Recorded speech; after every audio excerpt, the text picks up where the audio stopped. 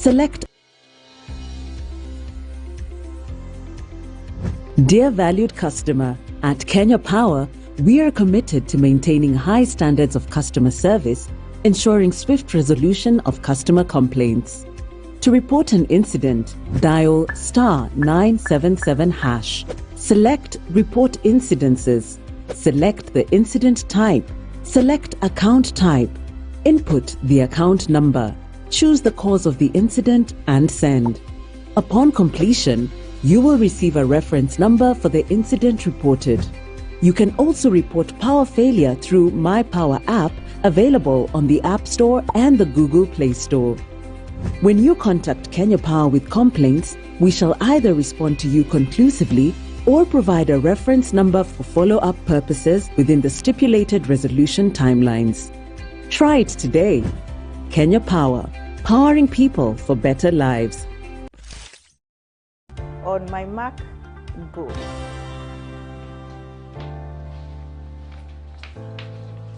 The food, remember the 30 minutes also include you plating and presenting your food. Sawa sawa?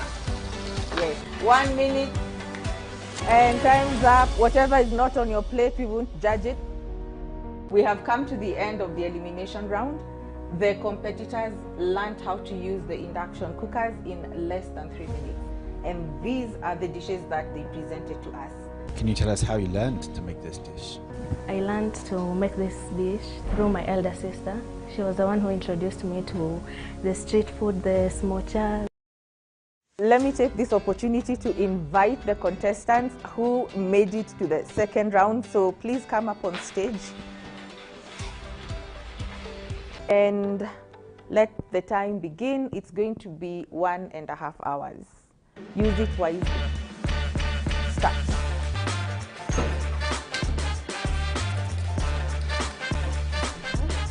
Which appliance do you intend to use for the chicken? An air fryer.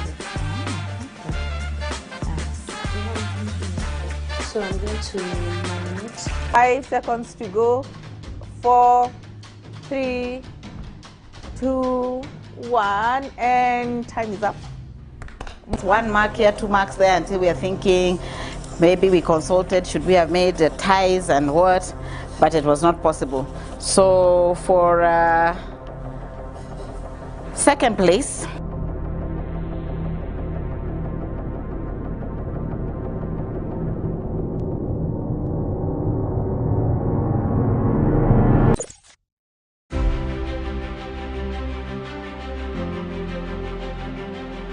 congratulations Kenya Power for mounting this together, and it looks like the whole industry is here, running your second year e-mobility conference to help showcase what's happening. I'm sure by the time we're doing the second and the third year, we will not believe what we saw the previous year, because the space is moving pretty fast.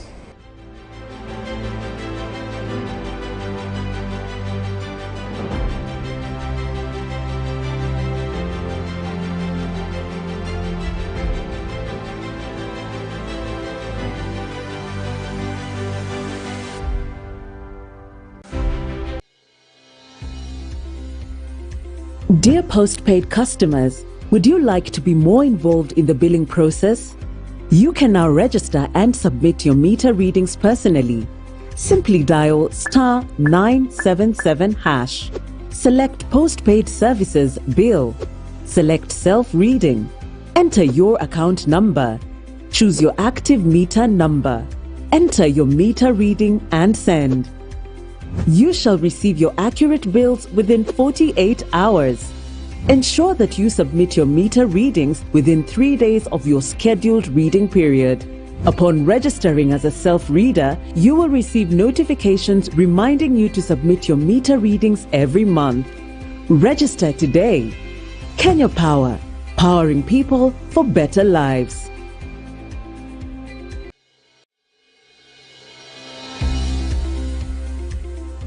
Hi there. My name is Nuru. Have you been looking for an easier and convenient way of accessing Kenya Power services? You can now simply dial *977# or download My Power app from the Google Play Store or the App Store. Enjoy the convenience of purchasing tokens, paying your bills, reporting power outages, applying for new power connections, verifying Kenya Power employees, reporting billing complaints, and self-reading your meters to receive accurate bills, all at the comfort of your phone. So why wait? Experience the convenience and reliability of *977# and the My Power app today.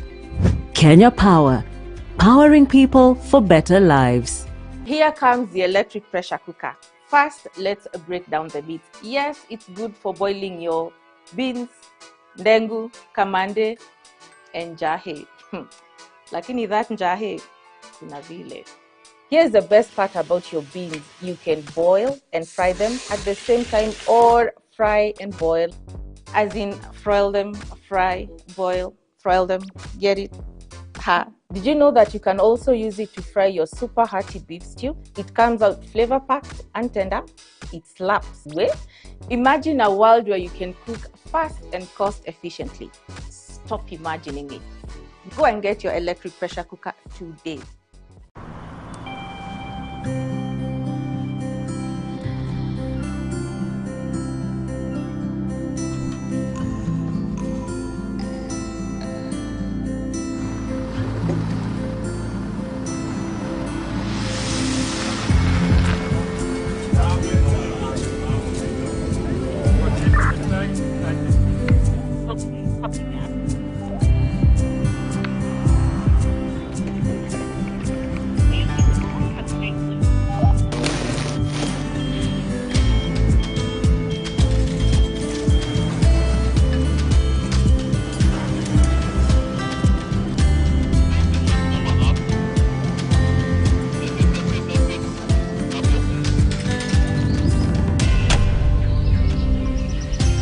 We strive tirelessly to bring power to you.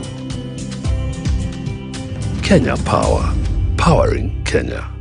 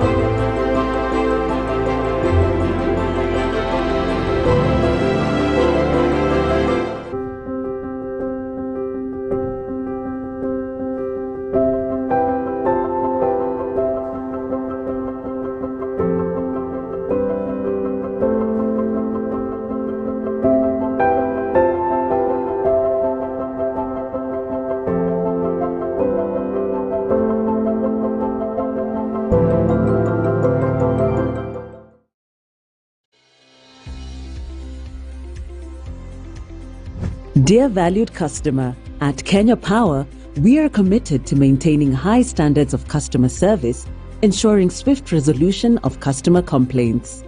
To report an incident, dial *977#.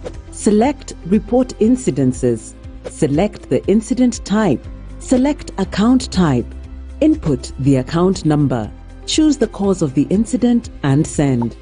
Upon completion, you will receive a reference number for the incident reported. You can also report power failure through My Power app, available on the App Store and the Google Play Store. When you contact Kenya Power with complaints, we shall either respond to you conclusively or provide a reference number for follow-up purposes within the stipulated resolution timelines. Try it today. Kenya Power, powering people for better lives.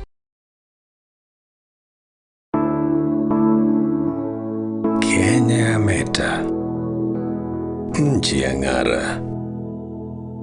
Kenya ya meta, nchi kavu baharini. Kenya ya meta, watoto wake. Kenya ya meta, tunavuna jasho lake. Mwangaza wa mulika, nchi ya songa mbele, pamoja tunaweza, pamoja tunaijenga.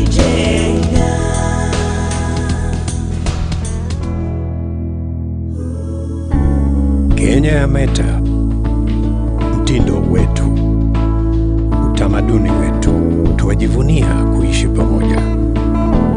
Kenya ya meta, baraka kwetu, kwa imani twasimama wote imara.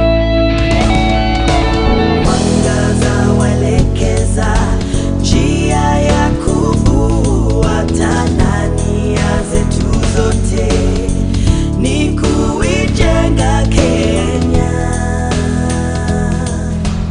Kampuni ya Kenya Power. Kenya. Mwangaza wa Kenya.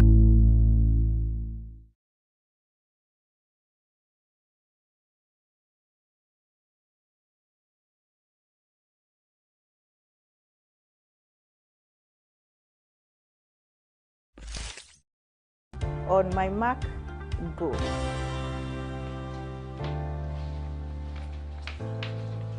The food, remember the 30 minutes also include you plating and presenting your food. Sawa sawa? Yes. 1 minute and time's up. Whatever is not on your plate, we won't judge it. We have come to the end of the elimination round. The competitors learned how to use the induction cookers in less than 3 minutes. And these are the dishes that they presented to us. Can you tell us how you learned to make this dish? I learned to make this dish through my elder sister.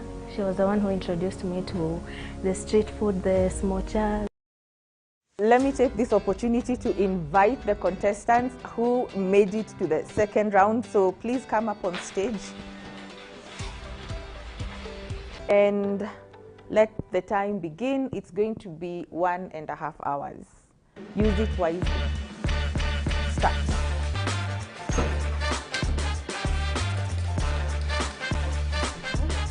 Which appliance do you intend to use for the chicken? An air fryer. So I'm going to marinate. 5 seconds to go. 4, 3, 2, 1, and time is up. 1 mark here, 2 marks there, until we are thinking maybe we consulted, should we have made ties and what, but it was not possible. So for second place,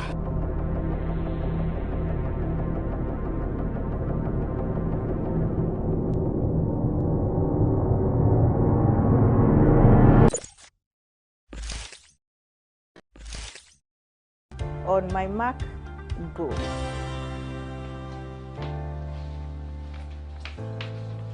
The food, remember the 30 minutes also include you plating and presenting your food.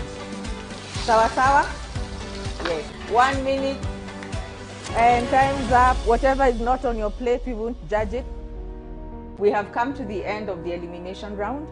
The competitors learned how to use the induction cookers in less than 3 minutes. And these are the dishes that they presented to us. Can you tell us how you learned to make this dish? I learned to make this dish through my elder sister. She was the one who introduced me to the street food, the smocha. Let me take this opportunity to invite the contestants who made it to the second round. So please come up on stage and let the time begin. It's going to be 1.5 hours. Use it wisely. Start.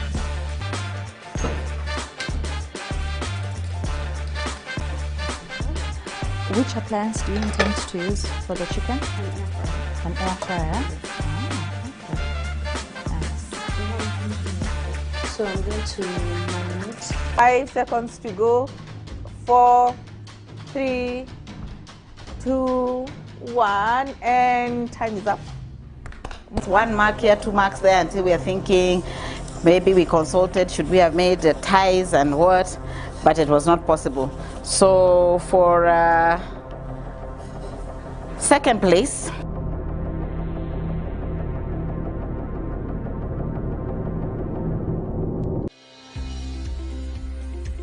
Dear postpaid customers, would you like to be more involved in the billing process? You can now select self-reading. Enter your account number. Choose your active meter number. Enter your meter reading and send. You shall receive your accurate bills within 48 hours. Ensure that you submit your meter readings within 3 days of your scheduled reading period. Upon registering as a self-reader, you will receive notifications reminding you to submit your meter readings every month. Register today. Kenya Power, powering people for better lives.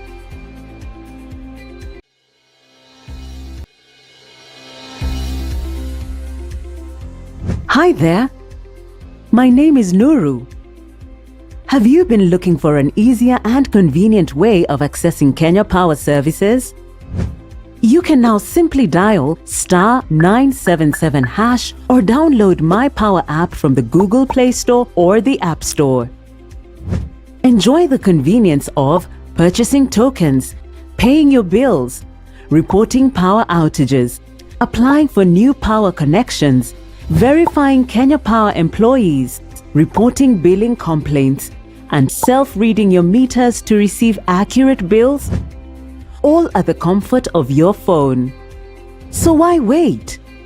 Experience the convenience and reliability of *977# and the My Power app today. Kenya Power. Here comes the electric pressure cooker. First, let's break down the bits. Yes, it's good for boiling your beans, ndengu, kamande, and jahe. Lakini that njahe, kuna vile. Here's the best part about your beans. You can boil and fry them at the same time, or fry and boil. As in, broil them, fry, boil, broil them, get it? Ha. Did you know that you can also use it to fry your super hearty beef stew? It comes out flavor-packed and tender. It slaps. Well, imagine a world where you can cook fast and cost-efficiently. Stop imagining it. Go and get your electric pressure cooker today.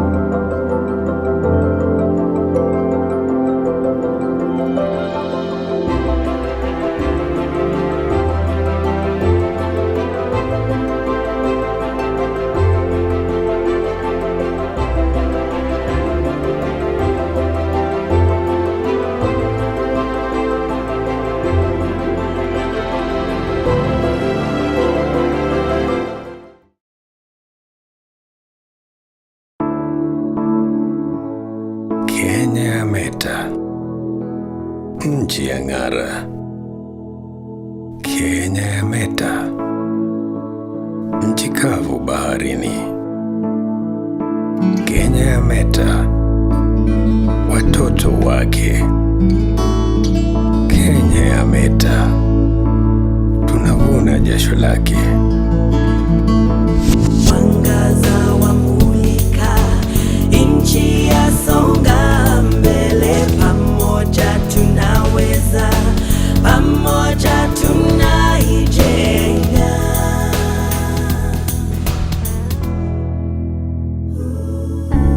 Kenya meta, mtindo wetu, utamaduni wetu, tuwajivunia kuishi pamoja. Kenya meta, baraka kwetu, Kwa imani twasimama, wote imara.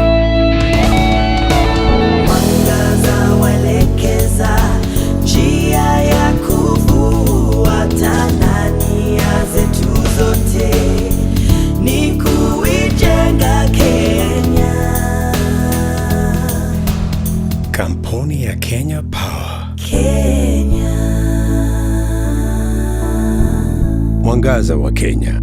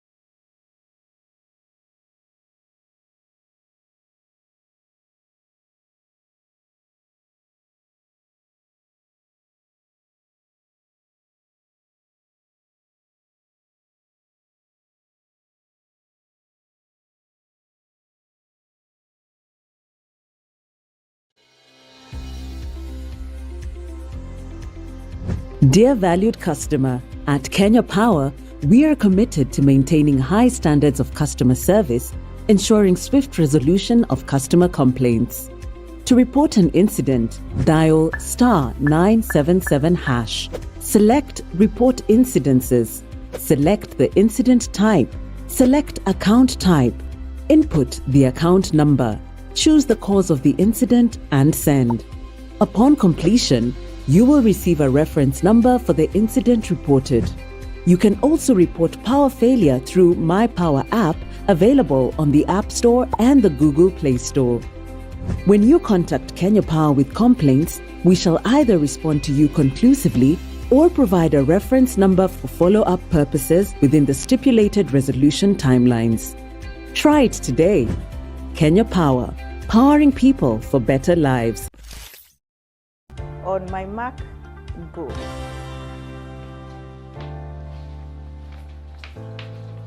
The food, remember the 30 minutes also include you plating and presenting your food. Sawa sawa?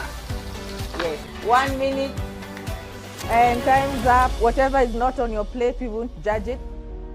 We have come to the end of the elimination round. The competitors learned how to use the induction cookers in less than 3 minutes. And these are the dishes that they presented to us. Can you tell us how you learned to make this dish? I learned to make this dish through my elder sister. She was the one who introduced me to the street food, the smocha.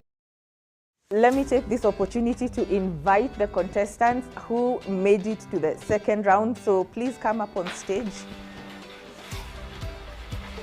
And let the time begin. It's going to be 1.5 hours. Use it wisely. Start.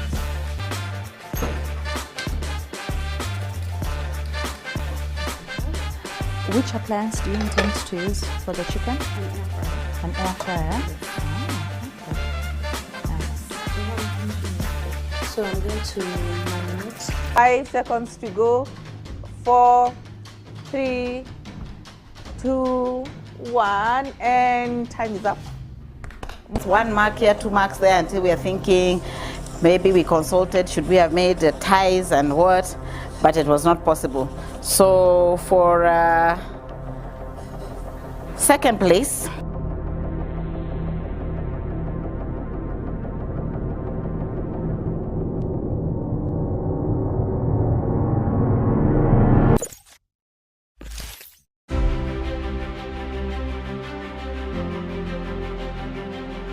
Congratulations Kenya Power for mounting this together, and it looks like the whole industry is here, running your second year e-mobility conference to help showcase what's happening.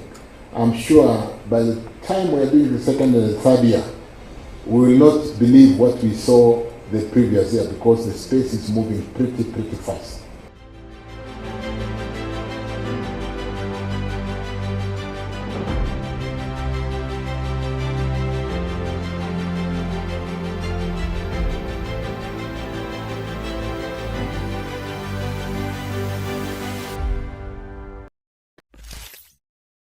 On my mark, go.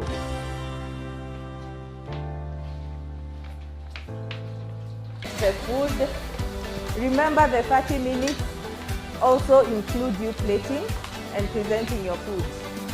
Sawa sawa? Yes. 1 minute and time's up. Whatever is not on your plate, we won't judge it. We have come to the end of the elimination round. The competitors learned how to use the induction cookers in less than 3 minutes. And these are the dishes that they presented to us. Can you tell us how you learned to make this dish?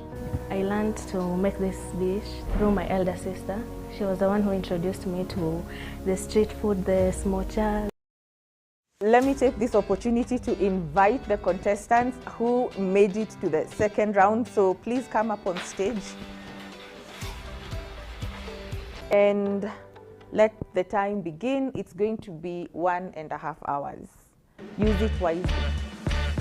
Start.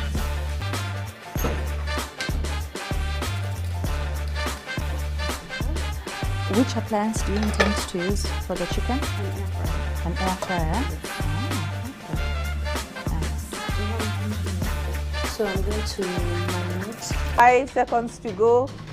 4, 3, 2, 1, and time is up.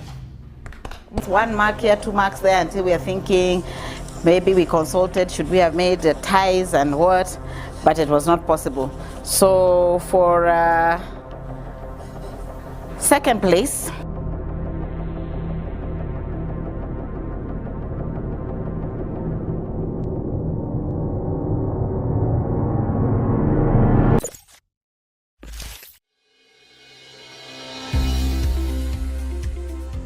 Hi there. My name is Nuru. Have you been looking for an easier and convenient way of accessing Kenya Power services? You can now simply dial *977# or download My Power app from the Google Play Store or the App Store. Enjoy the convenience of purchasing tokens, paying your bills, reporting power outages, applying for new power connections, verifying Kenya Power employees, reporting billing complaints, and self-reading your meters to receive accurate bills, all at the comfort of your phone. So why wait? Experience the convenience and reliability of *977# and the My Power app today. Kenya Power, powering people.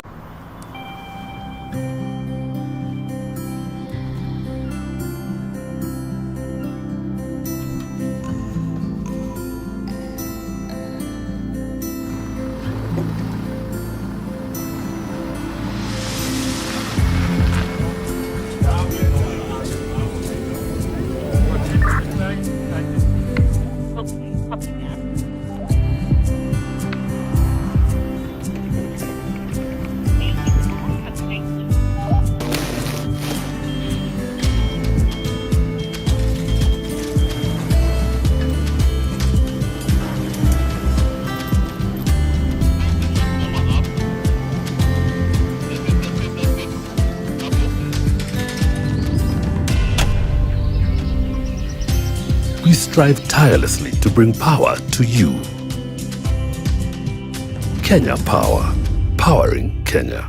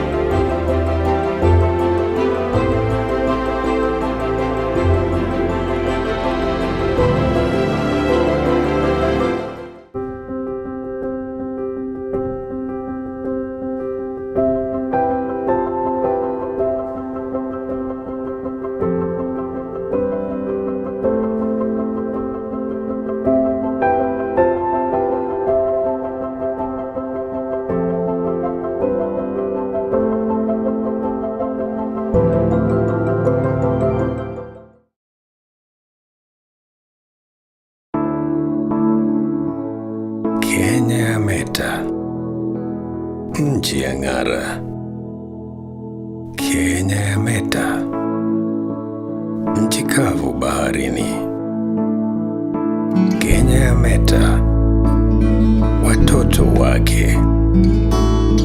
Kenya ya meta, tunavuna jasho lake.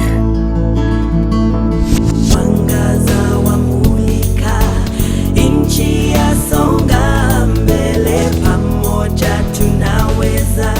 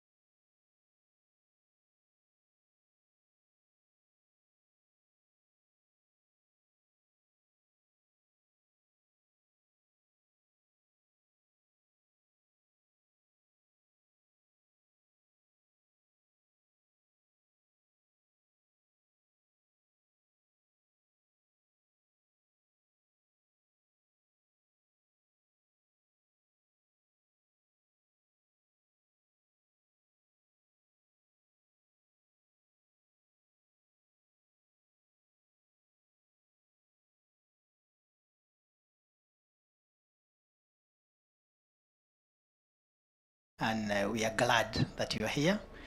So we want to welcome you and thank you. So wale wamekaa nyuma sana, tafadhali mkaribie kidogo. Msikae nyuma sana, don't be at the edge while there is space here. So once they come in, please occupy all the other seats because we have just reserved the first 2 rows. And karibuni sana, thank you for being here. In the next 5 minutes, we are starting off, and thank you for your patience.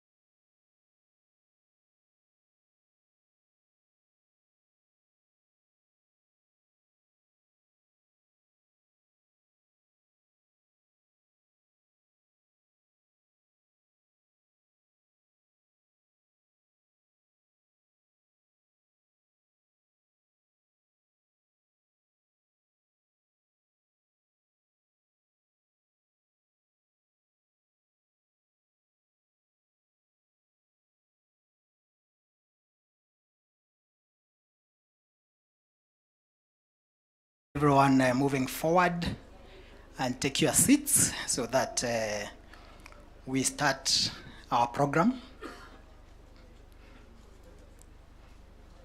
Karibuni sana. The rest of the audience, you can clap for our guests as they walk in. Wakaribishe kwa makofi in the African way. We are really grateful to have all of you here. Thank you very much.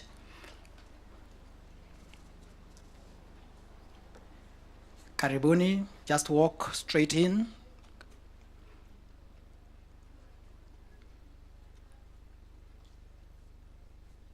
There are more seats on my left.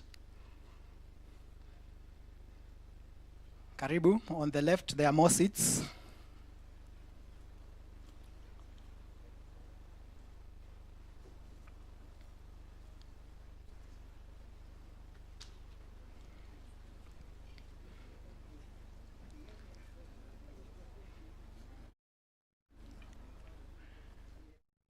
Great.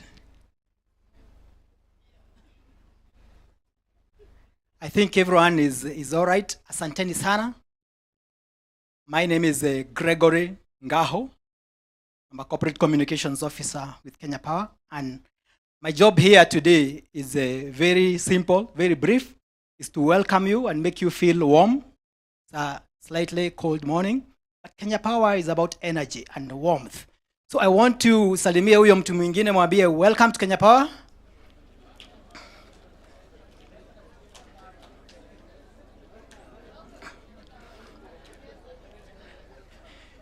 So my job here is to welcome you, make you feel at home. I'm also going to take the opportunity to welcome and introduce the person or the persons who are going to anchor the program for us. But before we do that, I just want to give you an idea which you already have. That today we are giving you an experience, an epic journey, which started long time ago, but we are still part of it. We are part of the story. So we are just continuing in the epic story of our company and the beginning of a new foundation. When you're talking about creating a foundation, we are talking about inspiring people so that they can become the future. And people get inspired by very simple things. Sometimes they look simple. Like in my life, when I was a small boy, I was inspired by my father, who was a teacher. He loved teaching so much. Every day he would ride his bicycle for 40 kilometers every day to go to a school which he used to teach and come back home. I didn't know then until much later when I grew up and met people.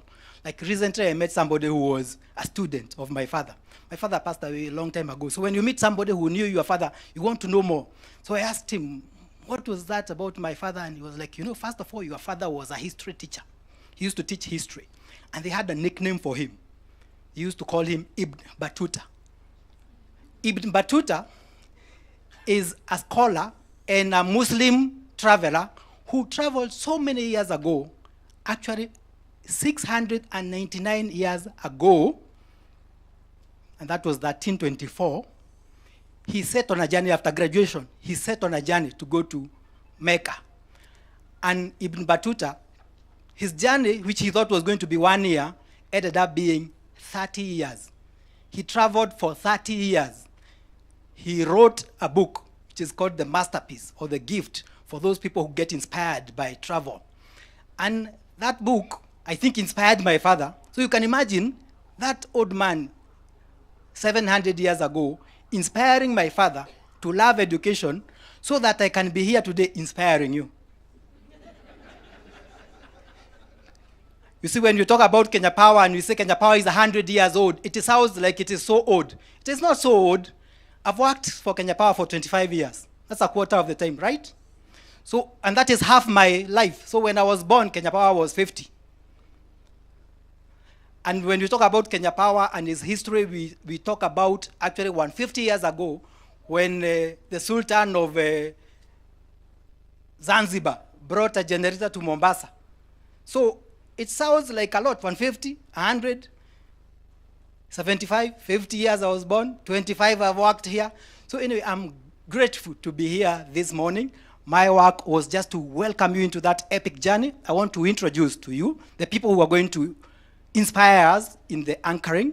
We have Kelvin Jodisi. Kelvin, tafadhali simama.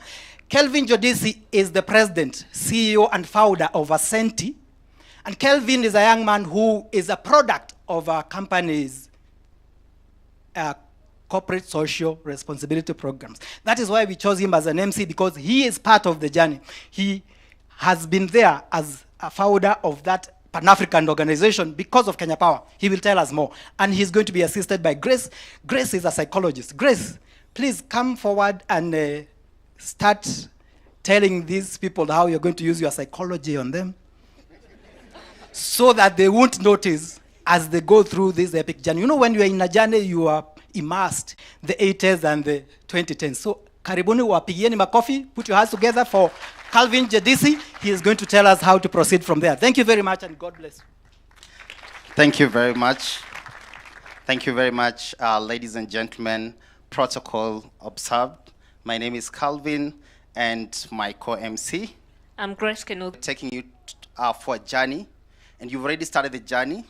And I think for me, being part of the journey, I'm actually so inspired, and that's the reason why I came here today. So thank you very much. I think we're just going to start straight on.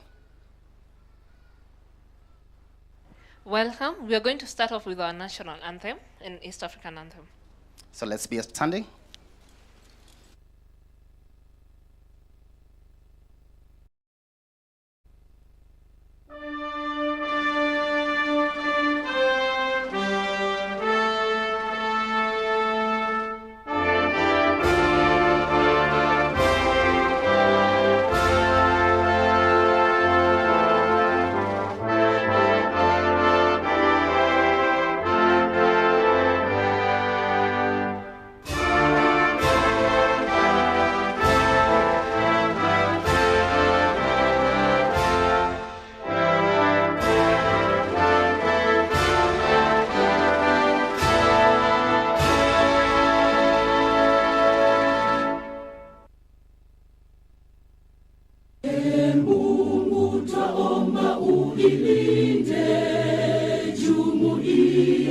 Afrika Mashariki, tuwezeshe kuishi kwa amani, tutimize na malengo yetu. Jumuiya yetu sote tuilinde, tuajibike, tuimarike, umoja wetu ni nguzo yetu, idumu jumuiya yetu. Thank you very much. As we're getting ready to this start, it's a journey that is going to be continuing. We're going to be continuing this particular journey. And I'm trying to imagine how it's going to be in the next maybe another 25 years. Okay? So, and I think it's going to be amazing. And so this time, I would want to invite Kevin Sang to actually give us opening remarks. Thank you very much.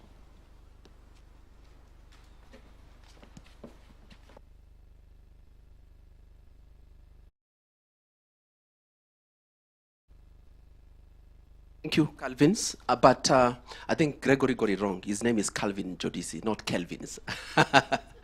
All right, so, but it's, you can see clearly, we need to have a prayer. Okay, so I think I'm going to invite my colleague, Samuel Chege. Just take a minute. So let's pray. Father, in the name of Jesus Christ, we thank you for this wonderful morning. Thank you for the gift of life. Thank you for the gift of each other, Lord. Thank you for the gift of our nation and even for the gift of Kenya Power, Lord. We thank you for this moment as we launch our foundation, Lord. We pray that this foundation be anchored in you because you are the firm foundation, Lord. We pray for grace as we start this event, Lord, as we launch, as we share speeches, Lord. And even as we partner, dear Father God, we pray that this foundation, Lord, shall reach its objective, dear Father God. Thank you for this morning. Thank you for all of us, dear Father God. In Jesus' name, we pray and believe. Amen. Thank you, Sam. All right, so my job is basically to just remind you why we're here today and the impact of little things, you know, when organizations and individuals come in to support communities. And I want you to imagine a young boy. Just take an imagination just for a second. A young boy deep in a rural area. And this young boy he's growing, or I would say, is part of the communities that we all come from. You know, I know that some of us, maybe we come from urban settings, others rural areas. So this young boy is in a rural area, somewhere deep in some place, Elgeyo Marakwet. Actually, the name of the village is called Cheles village.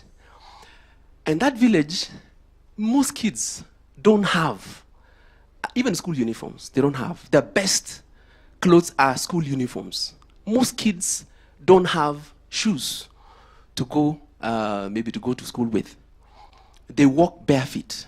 Most of them start encountering shoes and anything that gives you sense of dignity from Form 1. Okay, so imagine this boy growing up in that area, no electricity, no match, nothing happening, and then somebody comes in and helps that child to get the basics, you know, the basic, which is actually getting school uniforms, the school uniform to go to school and be able to support that child from nursery all the way to grade 8, because there was an organization that stood with such a child. Imagine a few years down the line, electricity comes in to that village, and his best friend, that child's best friend, gets a scam because he was jumping because of excitement of seeing electricity for the first time in the village. And that boy, the friend, his name is Joshua. Today he has a big cash on his foot. Why? Because of what? The excitement of seeing electricity for the first time. And imagine that child, because of the support and the little hand-holding that he got, that he managed to even go to a big city like Nairobi and go to a national school and be able to make something out of his life. That child is me, who is standing before you today. And I do remember most of those moments that you see the organization that bought for me, which is a World Vision, they bought for me a school uniform. The school uniform were my best clothes. Yes, if I needed to go and Ngara or Dunga, I wear my school uniform. If I need to go, I started wearing underpants from Form 1, getting a toothbrush in Form 1. I remember when I came to Form 1 in a national school here, people are laughing at us because we didn't know how to express ourselves. We started learning English, proper English, how to express ourselves because of the support that we got when we were what? Children. Okay, so that is a power and the impact of when organizations come in to help and support communities. Okay, so you make much, much more impact. And the gentleman before you is also a pillar. If you come to my village, I'm a very big hero. In fact, they think I'm the CEO of Kenya Power. And I tell them, no, I'm not. I'm nowhere close anywhere to the senior leadership, but they believe that I'm the CEO of Kenya Power. Yeah, that is the impact of what organizations are able to do. And that is why we've invited all of you to come here today, so that then we can begin this journey. You know, when we're inviting and rallying all of us to come here, our keynote speaker, Judy Njino from the Global Compact program, Kenya, she asked me, why now? Kenya Power, why now? And people have launched foundations before. What is this thing that you're going to do? But it will become apparent when the speakers, our keynote, the speakers, our MD and our chairman, and also our patron speaks. Okay, so with that, I want to appreciate all of us for coming, and I want to also appreciate all the entities. I've seen NCBA Bank, I've seen I&M Bank, part of the people, the ones who went disciplined enough to go and write their names there. So these are the ones I'm mentioning, but I know the others who didn't write their names, like my former boss, Andere, she didn't write. Media, Basigo, Starry Boys, Family Bank, GDC, all of you were here. Stanbic Bank did quite a number of Kenzen, were here also KEPSA, Future Uchi program, we've partnered with before. Then UN Global Compact, and also part of the team that we supported through the One Young program. So we've done pretty much what we have done, the history. We've seen the history, what is behind us. This is the second part of the program, which it will end in the next 20, 30 minutes. But it will now transition to a third part of the program, which will be an exciting endeavor. So keep your attention, focus where? On stage. And without much ado, let me invite Calvin to come back and now handle the rest of the program and the formalities. Thank you very much. You can clap for me, please. Thank you very much. I think the beauty about growing up at a place without shoes, you get the confidence to tell people to clap for you. You don't wait for the MC. So it also did something for him.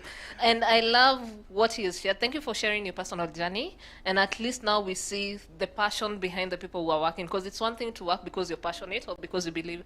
And then it's another thing to work for the money that comes with it.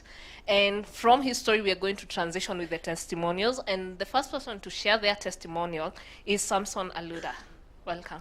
Welcome, Samson Aluda.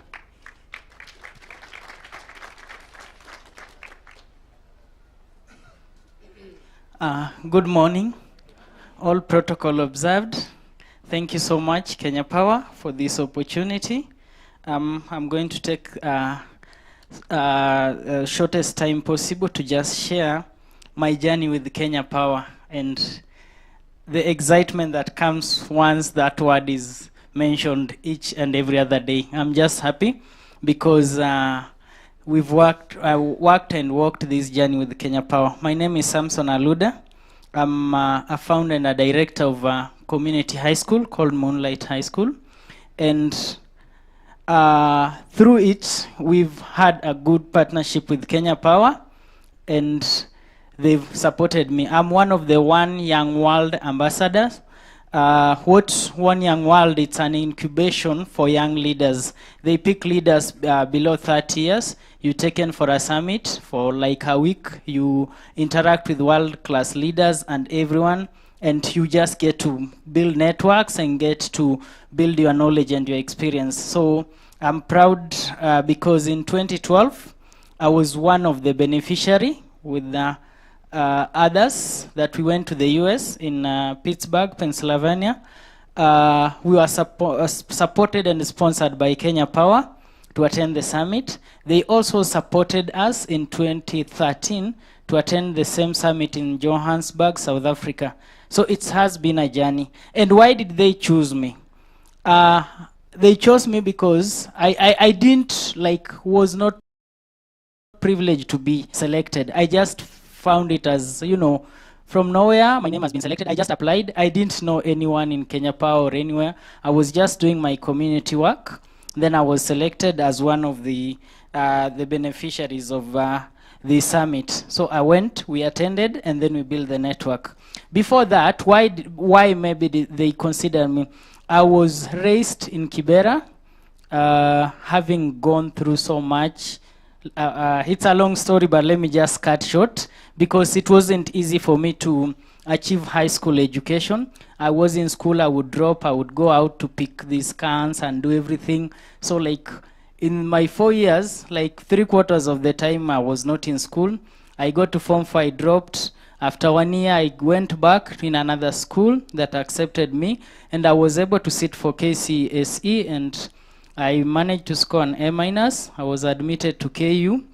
But immediately I was admitted, I thought about myself and felt like, yeah, I have struggled. I didn't get somebody to hold me. But how many more other children are going through the same situation?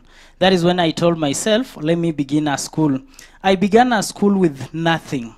No any resource, just an idea. I approached somebody, he had an old church. I told him, like, now, you have somewhere that is used only on Sundays. Can I be using it from Monday to Friday? And he told me, of course, I don't use it any other day, just use it. I talked to friends, I told them, if you can help me with a book, a textbook, if you can help me with maybe any resource, or even your time, you come, you volunteer, and we begin this journey. And that is how the journey began, moving forward.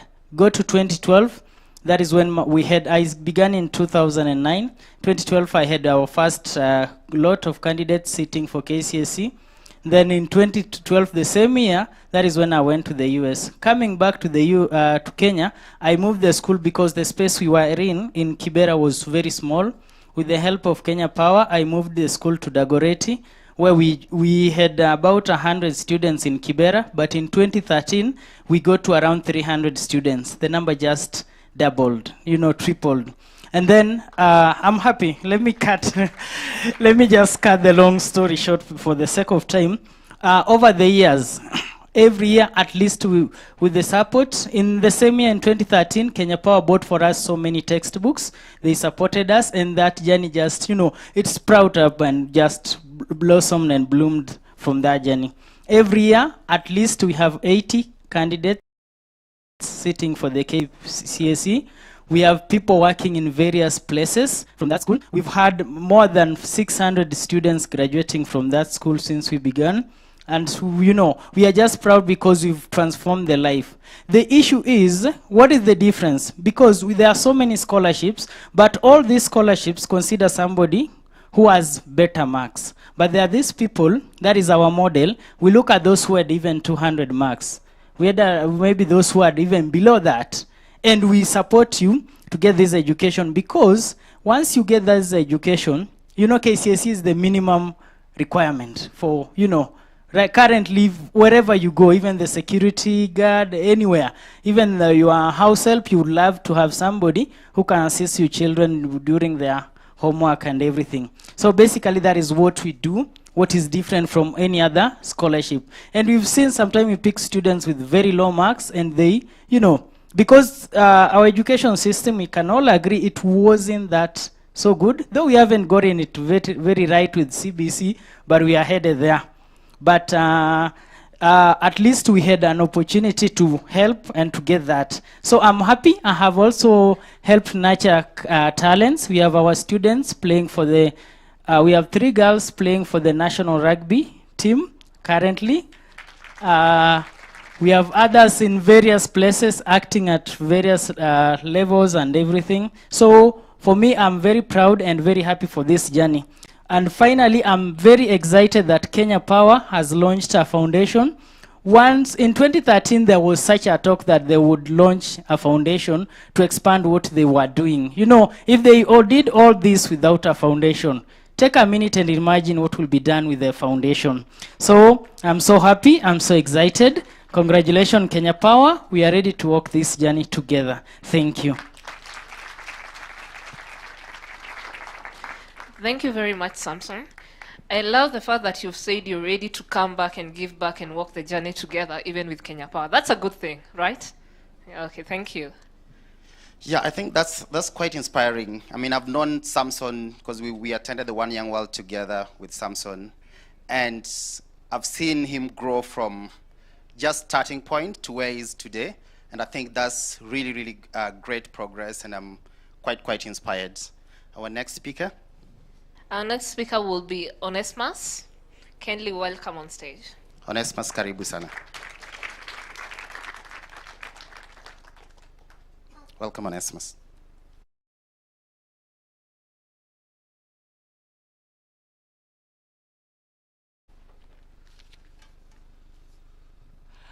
Good morning, everyone. Wow, I'm really at a KPLC event because you all look really bright.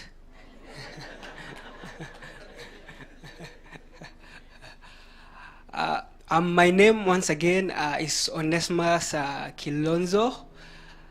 I come from Kitui. Despite all the stereotyping, Kitui is not actually dry. We produce the only fruit that has water in its name, watermelons.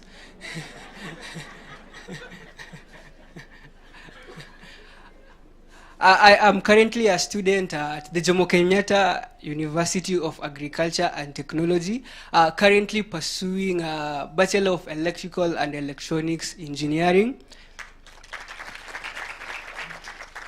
I remember when I was in high school, when a student joins Form 1, they used to say, I want to be a surgeon When he gets to Form 2, he says, I want to be a nurse. And then when he gets to Form 3 and 4, I don't know what happens, they say they want to be a patient. Well, for me, in Form 1, I wanted to be a software engineer. In Form 2, I wanted to be a mechanical engineer. Well, in Form 3 and 4, I wanted to be an electrical engineer. So we can say I was very, very consistent. I wanted to be an engineer. It's just that I did not know which type of engineer I wanted to be.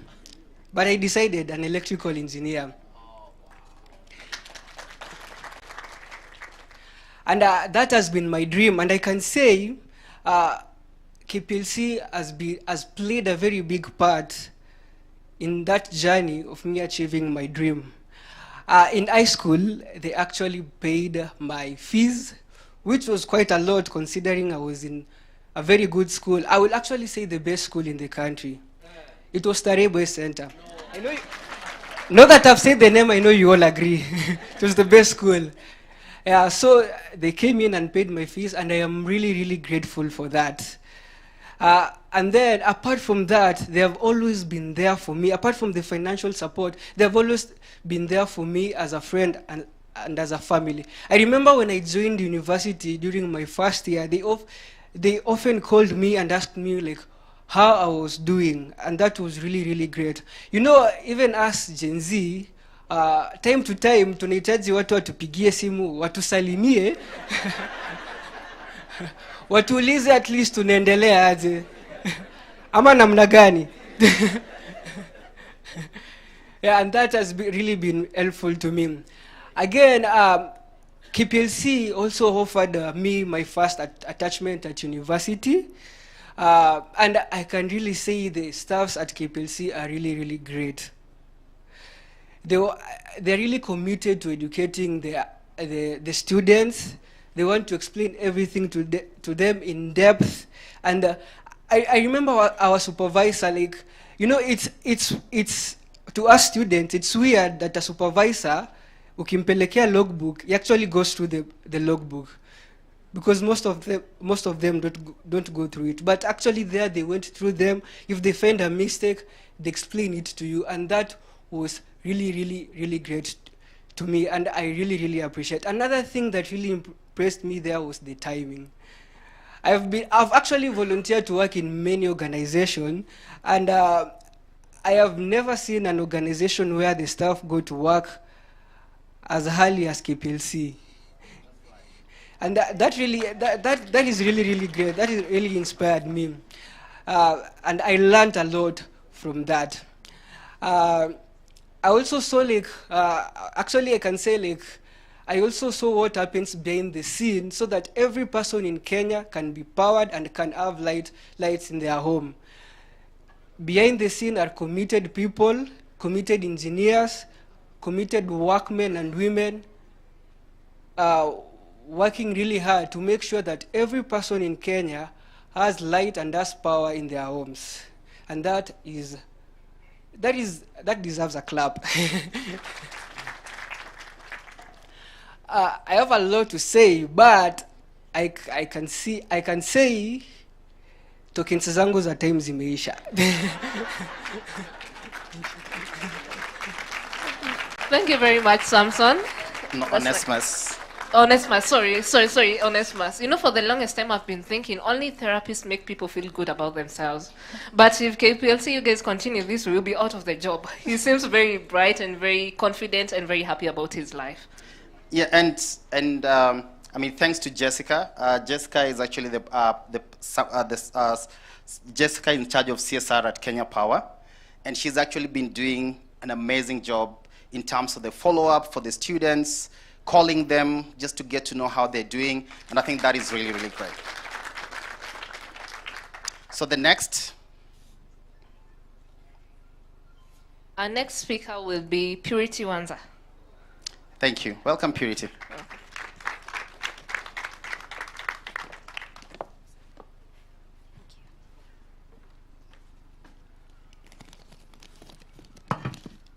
So good morning all. My name is Purity Wanza. a psychologist practicing. Okay, not practicing yet. Attached at Kenyatta National Hospital. I'm also a beneficiary of the KPLC fund, and I'm truly, truly grateful because I wouldn't be here, to say the least. I am in my 4th year of study at Kenyatta University. I'm pursuing a Bachelor of Arts in Psychology. I'd say I went to the other big school in Nairobi. I went to Starehe Girls, the sister school. The school has shaped me in every way I can describe, and for that I'm grateful because KPLC took me through high school, and I'm very grateful for that. I'm the firstborn in a family of 3. I come from Makueni County. That is when, around December, we are Kenya's best friends because you'll hear, nilete maembe, nilete machungwa. Yeah, so I come from that part, but it's only seasonal, so the money that is gotten from the fruits couldn't sustain me through high school, and that's where KPLC came in and took me through high school. I'm very grateful because it's not a lot of people who get that opportunity. I see on the news girls in Turkana and other counties are still struggling to even manage to go to primary school, and it feels so sad. And given the opportunity, I'd really like to encourage girls, empower them through therapy and even financially to go through school and attain their dreams. Because as Jessica keeps calling every time and asking, what are you doing? The other time we spoke, she asked me where I am, and I told her I'm in Kenyatta, I'm doing my attachment, and she was so proud of me, and she told me to keep on doing that and help people in my own small way. And I appreciate Jessica for always checking in on us. It's very empowering. And I'd say KPLC kind of made me famous in my school, that is. I finished my KCSE, got a B+, and they told me, since you've been in our funding, we'd like to put you on the newspaper. And I had a rumor, I was already out of school, and people were saying, oh, she went to Canada, you know, KPLC took her to Canada and all. So, I don't know, I'm grateful because now KPLC got the limelight in my school. They understood what you do for us, and we're truly grateful, by the way, very, very grateful for both the schools. I can speak for Starehe Boys and Starehe Girls. You've really been there and held our hands through all this, so I'm very grateful for that. For the emotional support, for the financial support, thank you so much. Have a lovely day. For the people who are going to fund the foundation, kindly. Take more girls, my sisters, my brothers through high school too, and we'll be here to thank you after all. Thank you. Thank you very much, Purity. Thank you, Purity.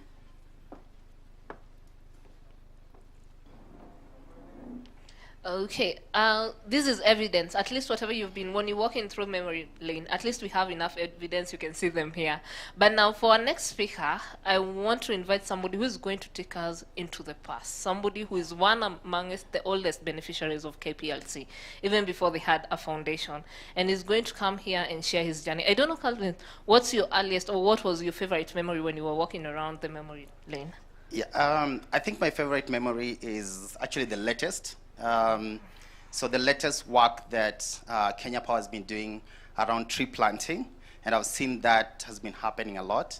So for me, I think that has been really quite an amazing experience, because right now we are talking about global warming, we're talking about sustainability.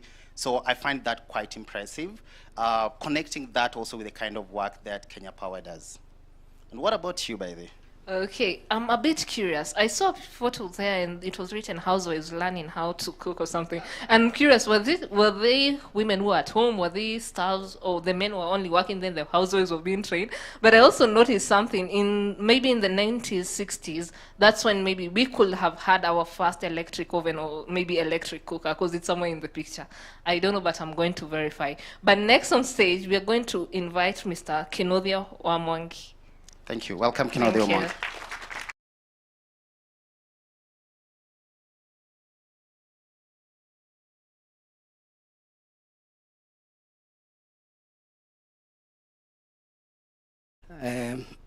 Let me recognize the presence of the CEO and the board, distinguished guests, distinguished workers of KPLC,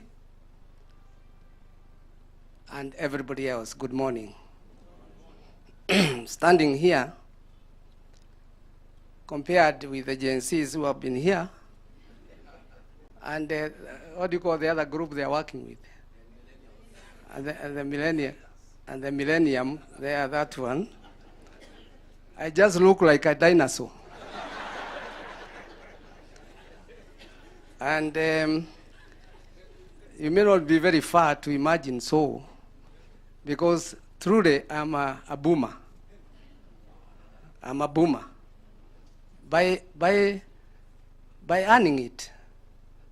I won't tell you, because when I came here, before I came here, I negotiated with him. I told him now I've become a slow thinker, a slow speaker, so you can't give me 3 minutes, surely. He said, somebody offered me 5 minutes. And then he said, just in case, I'll add you one more. So it's a negotiated contract, so be very patient with me.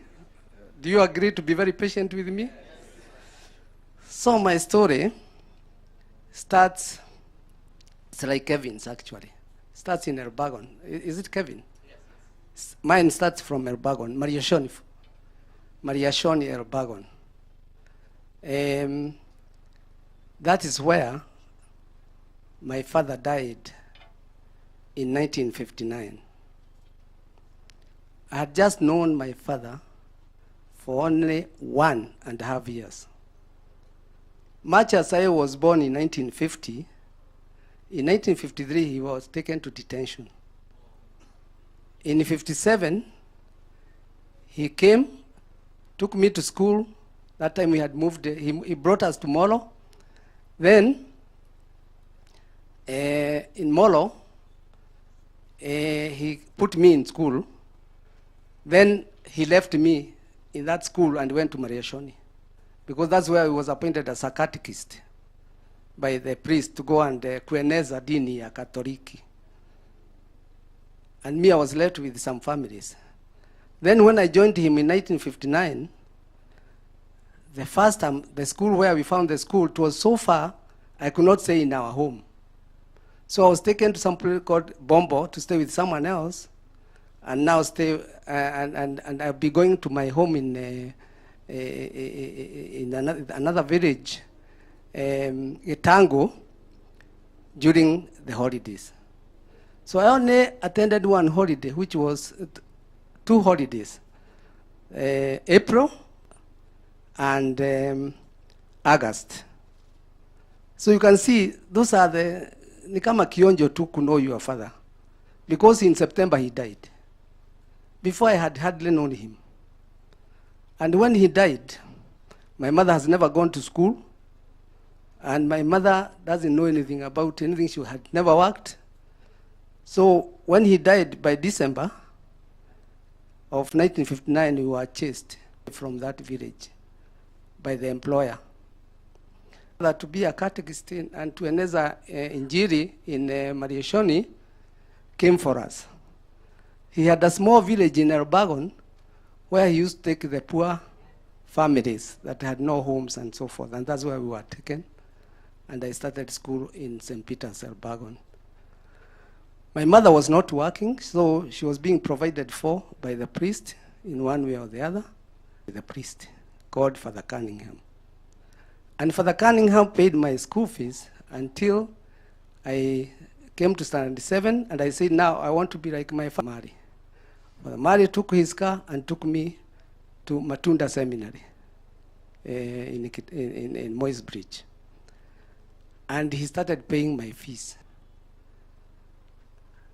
Up to Form 4, he was paying my fees, and I wanted to be a priest. Do I look like a possible priest? But at Form 4, kichwa yangu ilikuwa nachemuka tu education. And then I said, no, I got Father Morgan and tell him, back to the seminary, major seminary now. He said, yes, it's good.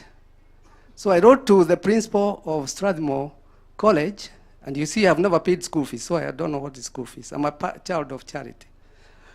I wrote to the principal of Strathmore College, and you know it was a very premier school. I told him, why do you pass by the seminary, and you go to Iten and Kapsabet? Do you think there are no geniuses in the seminary? Just because we only get that division. He wrote back, and you know him, he's Sparling, Dr. Sparling. He said, if you get 23 points and less, that was the end of first division, I'll take you. So I devoted all my time. I believe in Mau Mau because my father had gone to detention. So this philosophy of self-liberation, I believed in it. So I studied and I got 19 points. So I did better than what he had said. And do you know what? I didn't remind him. I just found a letter had come to take me to Strathmore. So I went to Strathmore, but then how do I pay the school fees? And it was premier school fees. When I arrived there, he told me, Kinuthia, you have arrived in this school, you are not going to pay any school fees. I'll give you remission. But I'll not give you this. They used to have a jacket that had a badge here. I told him I have no need for a badge. But before you go to Strathmore, you had to go with 6 coats, 6 trousers, 6 underwears, 6 shirts, 6 of everything. It is Father Mary who came to my rescue because where do I get all these things? He was importing these things. That time, hii kitu tunauza nini, second-hand clothes from America. He brought a batch, a whole box, and told me, choose the best of everything. I chose 6 coats. They couldn't fit me, but it didn't matter. But I had to have 6 coats, 6 trousers, and 6 shirts. And they were all there. And then there was somebody called John, a volunteer. You know these volunteers from America? We used to call them something. Peace Corps. John was my best friend. He gave me 6 underwears. And I went to Strathmore very proudly, but I was not paying school fees. So you can see the guy who went to Strathmore. So when I was in Strathmore, and because I believe in self-liberation, Mau Mau, I told the principal, now that you know my condition, I want to apply for, we used to call them vocational jobs. I want to apply for vocation, and for every one of them, you must put in your recommendation. Sparling said yes. So that's why I developed the principle of 100 plus 5. So if you apply for any job, expect 100 regrets or non-answer.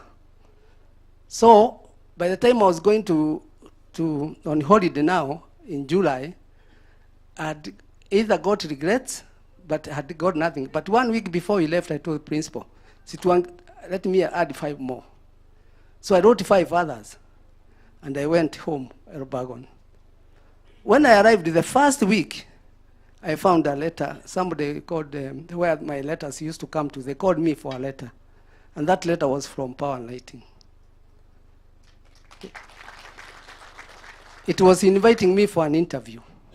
And immediately I borrowed some money, and I came for an interview. When I came to the registry in this, it's now the deputy president's office. It used to be Shell House. I was told, go to the training school, get Mr. Foster, and you'll get interviewed. So I came, and I found Foster, and I was interviewed, and I passed. Just as I had passed, I want to speak for someone else who is not here. They said, that guy from Narok, we had also invited, has arrived here in the registry, but I finished with Kinuthia, and he's the one I've given the job. Nelson Kageka said, please, listen to this guy. If he's good, take him to Electricity House. And he came, and he was also interviewed. I was taken to the registry in Shell House, which was the main registry, and he was taken to electricity. So from that time, 1969, August, I became a registry clerk, and sooner or later we introduced some tea or coffee that was being paid by token, and I'm the one who was distributing the tokens. So I was called Mr. Token. And you see now, because of the good service I gave in that August of 1969, it was agreed through Kageka and other negotiated projects. That's why I've always been in negotiation, that anytime I close, because I'm a very good registry clerk, come back here. Believe it or not, I went to Form 6, all the 3 terms, I came back. I went to university, I came back. All the 3 semesters. I went up to 1974. That's when I left going to Kenya Power. What impact did it have on me? When I was in the university, when I went to university, I already had suits like the one I'm wearing, courtesy of my salary at Kenya Power. And in 1973, I stood for students president of the Nairobi University. And I was the first person in history to have photographs on the walls everywhere in the compound, filled there, because nilikuwa na pesa mfukoni. Courtesy of, now I'm well suited, niko pesa mfukoni, and all that. So, my life in the university was rich and it was good. A university students without a small kanywaji is nothing. So, I used to invite particularly pretty girls and some nice colleagues of mine. Naenda kuwanunulia jioni when we are celebrating something. Because now I was okay. And then I earned a reputation that everybody said, this man is the son of Jenga Karume. Do I look like Jenga Karume? They say, this is the son of Jenga Karume. So you can imagine, I enjoyed myself. I enjoyed myself. And for that, I remained most grateful until recently, when we were somewhere in Nairobi, and I want to congratulate you, CEO. You have started these public consultations, public participation. And you know, public participation is what is in the Constitution, and people must decide how they want to be governed. So I saw him late. I didn't know he was there. Then he was introduced just late, that before the managing director leaves. And everybody has stopped. Was not speaking, had finished speaking. Then I asked, I called him, can you allow me to say something? I want MD to hear. Because I realized from 1969 to all this, I've never been before a big person from power to tell them how grateful and how it changed my life. And that's how that man, he was just as good as these MCs. He told me, I'll give you a chance. I went, and everybody was speaking from where they are. I said, no, I want to face the MD. And that's when I told you, thank you, sir. And today I'm telling you, thank you, sir. Because it is out of that effort which gave me even the encouragement to study law, and I became a lawyer. I became an advocate of the High Court of Kenya. It is that encouragement that made me become a HR practitioner. And where we are at that, when I left to be town clerk, I went to be the HR of Metabox. And I said, what they did to me at Power is what I'll do to others. And I told Mr. Njuguna, the general manager, anybody who will come here and ask for these temporary jobs, if they come from the university, they will work every time they close, and they will come, and he said yes. So I benefited a lot of people because I allowed them to finish when they come from university to come for their jobs until they finished university. So you infected me with that bag, and I gave it to someone else.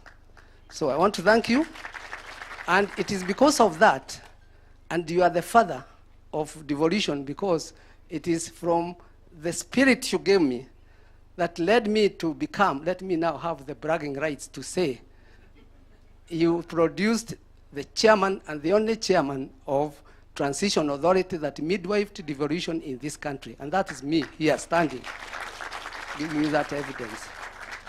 It gives you a power like that vessel that goes to the moon. That power never gets to get finished.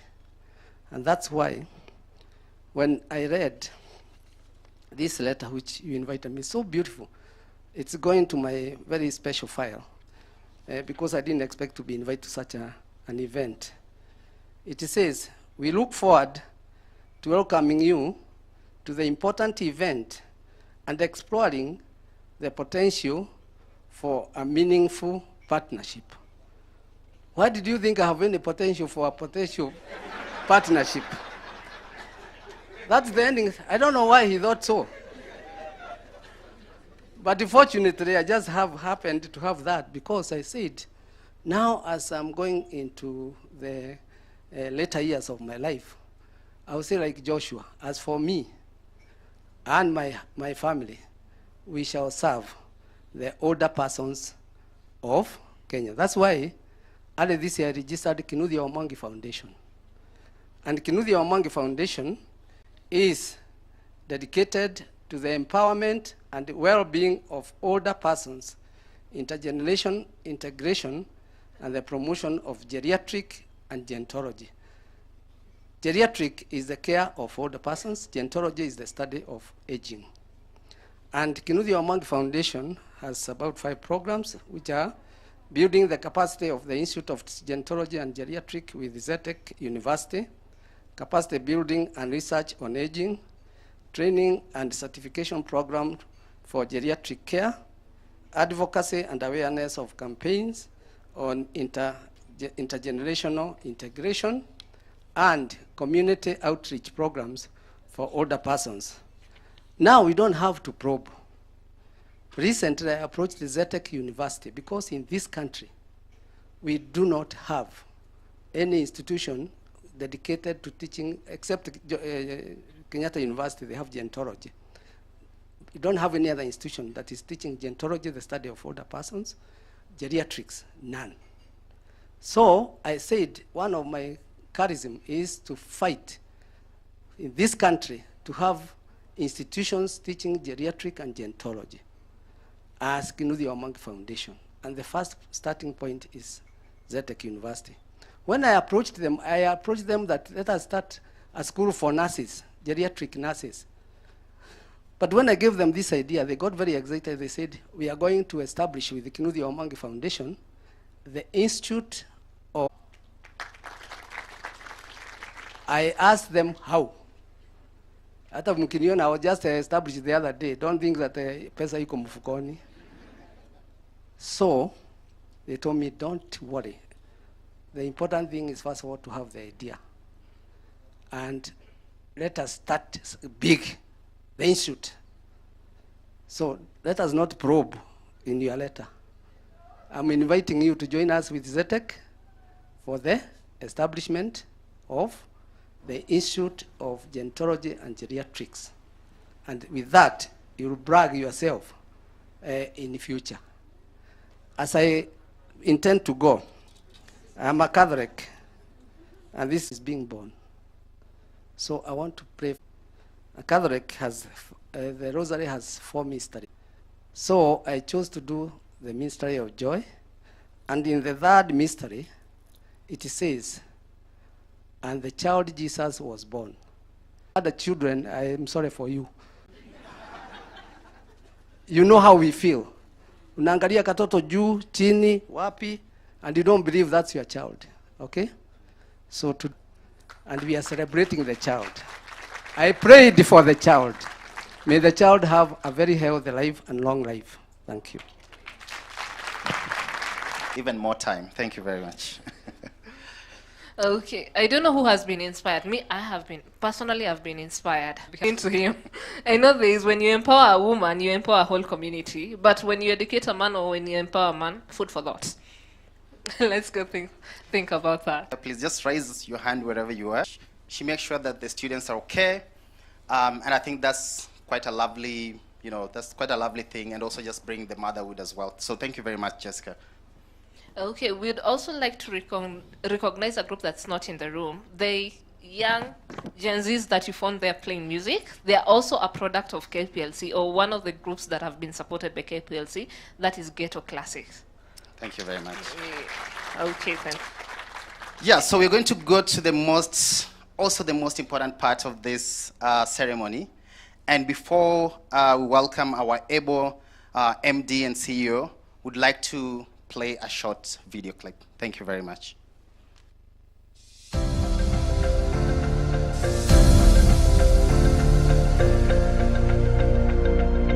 I'm proud to introduce the Kenya Power Foundation, whose mission aligns with our critical goal of powering people for better lives. Since 1922, our journey has always been electricity. It's about making a lasting difference in areas of education, environmental, social welfare, and sports, among others. However, to make this more impactful and sustainable, we need a strategic approach. That's why we have established the Kenya Power Foundation to amplify and sustain.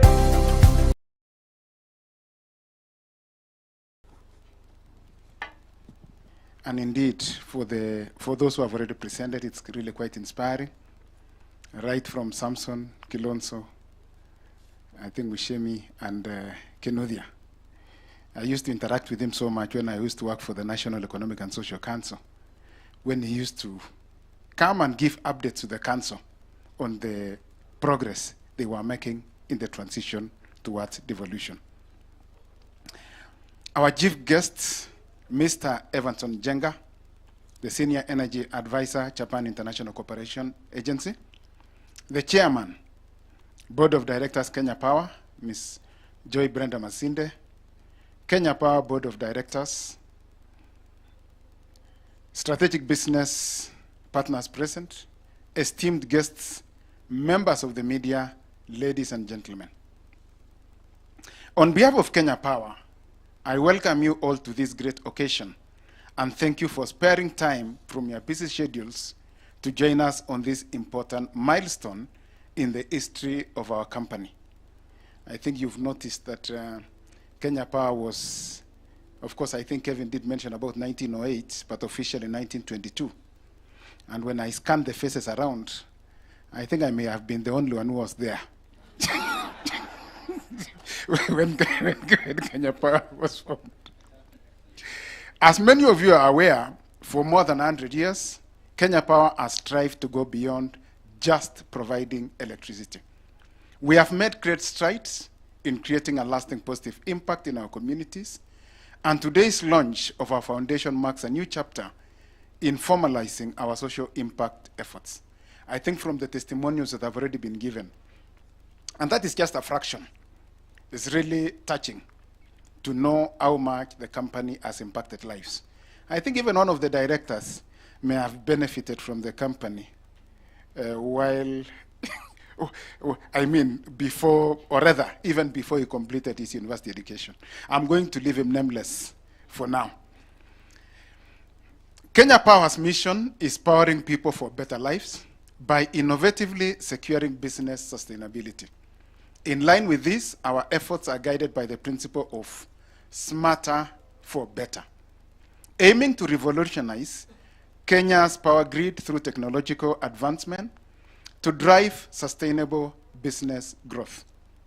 To achieve this mission, we understand the importance of maintaining a social license to operate, and we are committed to building strong connections with the communities in which we operate.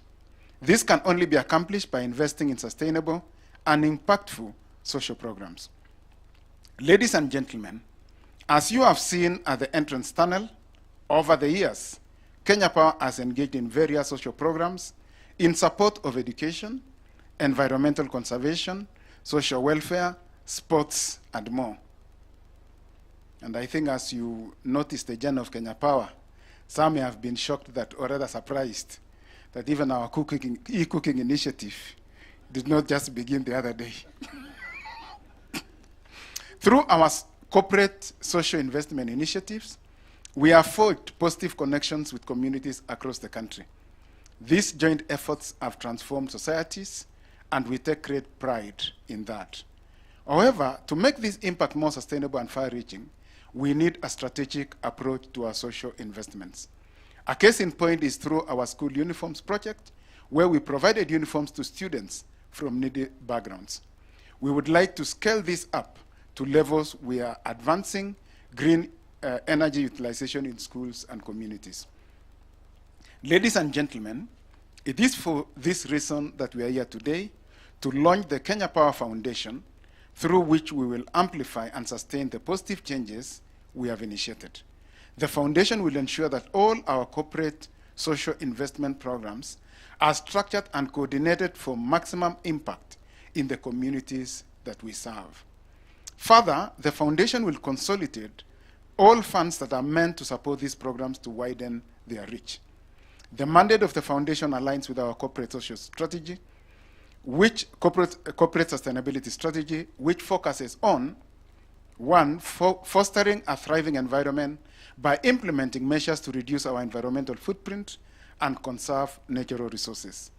Enhancing social well-being by prioritizing inclusivity and well-being for our employees, customers, and communities.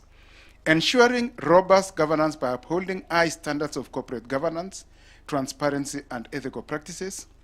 Driving economic resilience by promoting responsible resource use, supporting local businesses, and contributing to regional economic development. The Kenya Power Foundation mandate is tailored along three main pillars: education and skills development, energy and environment, and social investment and community wellness. Through the energy and environment pillar, we aim to promote clean energy transition initiatives such as clean cooking and e-mobility. Kenya Power has been at the forefront of advocating for clean cooking and driving the uptake of e-mobility to reduce carbon emissions, contributing to SDG number 7 and number 13. Through the foundation, we will amplify these programs and work with like-minded partners to scale these initiatives and address barriers to entry.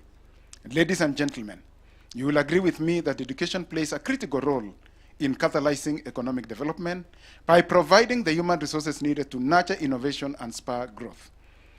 As the educated labor force grows, so does our country's productivity. We are committed to leaving a lasting impact on STEM-based learning and supporting key educational infrastructure. In terms of social investment and community wellness, we endeavor to touch the lives of citizens across the country, not just through our electricity business, but through comprehensive social investment programs. We understand that investing in the community means investing in the future of Kenya. In conclusion, the foundation will leverage past initiatives and partnerships to scale its impact across the country while seeking to forge new collaboration. As a company, we have committed to contributing 1% of our after-tax profits annually to ensure the foundation has the requisite seed capital. In years where margins fall short, we pledge a minimum of 30 million to support these initiatives. Thank you for that. But to make this impact even bigger, we welcome all our stakeholders to partner with us to make this initiative impactful and sustainable. By working hand in hand, we can build a more sustainable future for all. Let us join hands and reimagine the future together. Asanteni sana and God bless you. Thank you very much, Dr. Joseph. I'm so sure we've had areas that maybe we relate with or areas that impact us on a day-to-day basis, and that's a challenge from him for room to collaborate, and also the fact that even if they fall low of financial, they are committing a minimum of that million, which is a good thing. At least no excuses. Thank you very much. Thank you very much. I think one of the things that stood out for me is the keyword that engineer said, the strategic partnership. That we've done all these things. You've seen how the journey started. But now the thinking is, what can we do? What strategy, what kind of strategy should we be able to use for us to even have a bigger impact? Yes, we've been having impact, but for us to be able to have a bigger impact, we need to have strategic partnerships. And I believe that in this room, as many as we are from different organizations, I believe that you're going to be part of this strategic impact moving forward. Thank you very much. Yes, just to echo back, Mr. Keynote, yes, they were right. You're a partner, a future partner. Okay, then. So moving forward, we are going to have the Kenya Power Chairman's video play. Then after that, she's going to come right on stage. Thank you very much. Please play the video.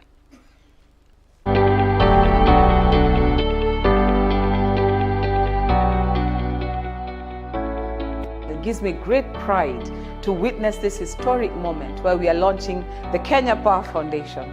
This is a bold step in our mission to transform lives and to build a sustainable future for all Kenyans. So for over a century, Kenya Power has not only provided electricity, but we have also invested in the well-being of our communities, whether it's from disaster relief, to education, to sports, environmental conservation, name it. Our impact has been felt far and wide. But today, ladies and gentlemen, we're taking it to the next level. The Kenya Power Foundation will drive change in 3 key areas. First, in energy and environment. Secondly, in education and skills development.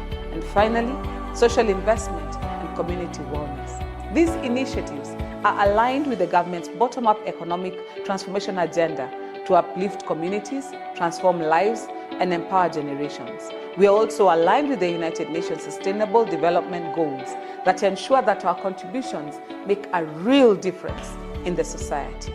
But we cannot do this alone. And so I invite you to join us, because together we can power a bigger Kenya, we can power a brighter Kenya, and we can energize a more equitable future for Kenya.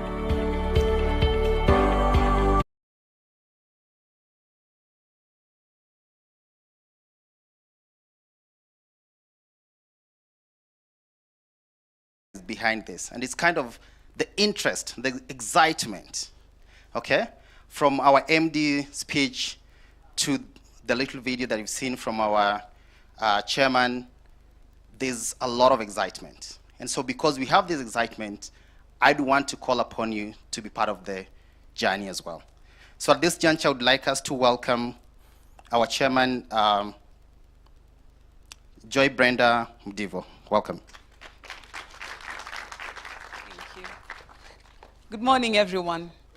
I'm hoping it's still morning. My senior Kinuthia, my first stint at Kenya Power was as somebody waiting to join university. Unfortunately, they didn't give us that continuous every holiday one, but that was my first stint in working. It was at Kenya Power. So me coming back as chairman was very nostalgic, because it was almost, you know, you've done the full circle. But I'm very privileged to be here today, and I'm very happy to see all of you. Thank you for taking time out of your busy schedules. Our MD, Asante Sana, for being here.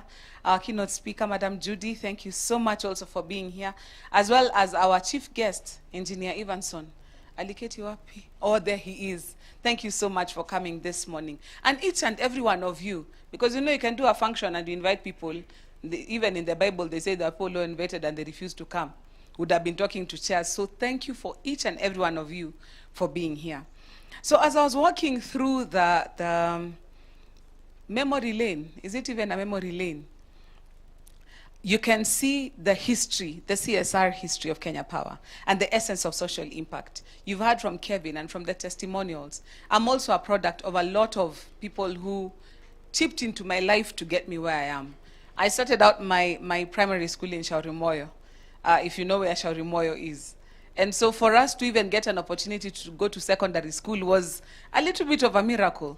And yet here we are today. So giving somebody a helping hand is something that cannot be understated. Allow me to go off script a little bit.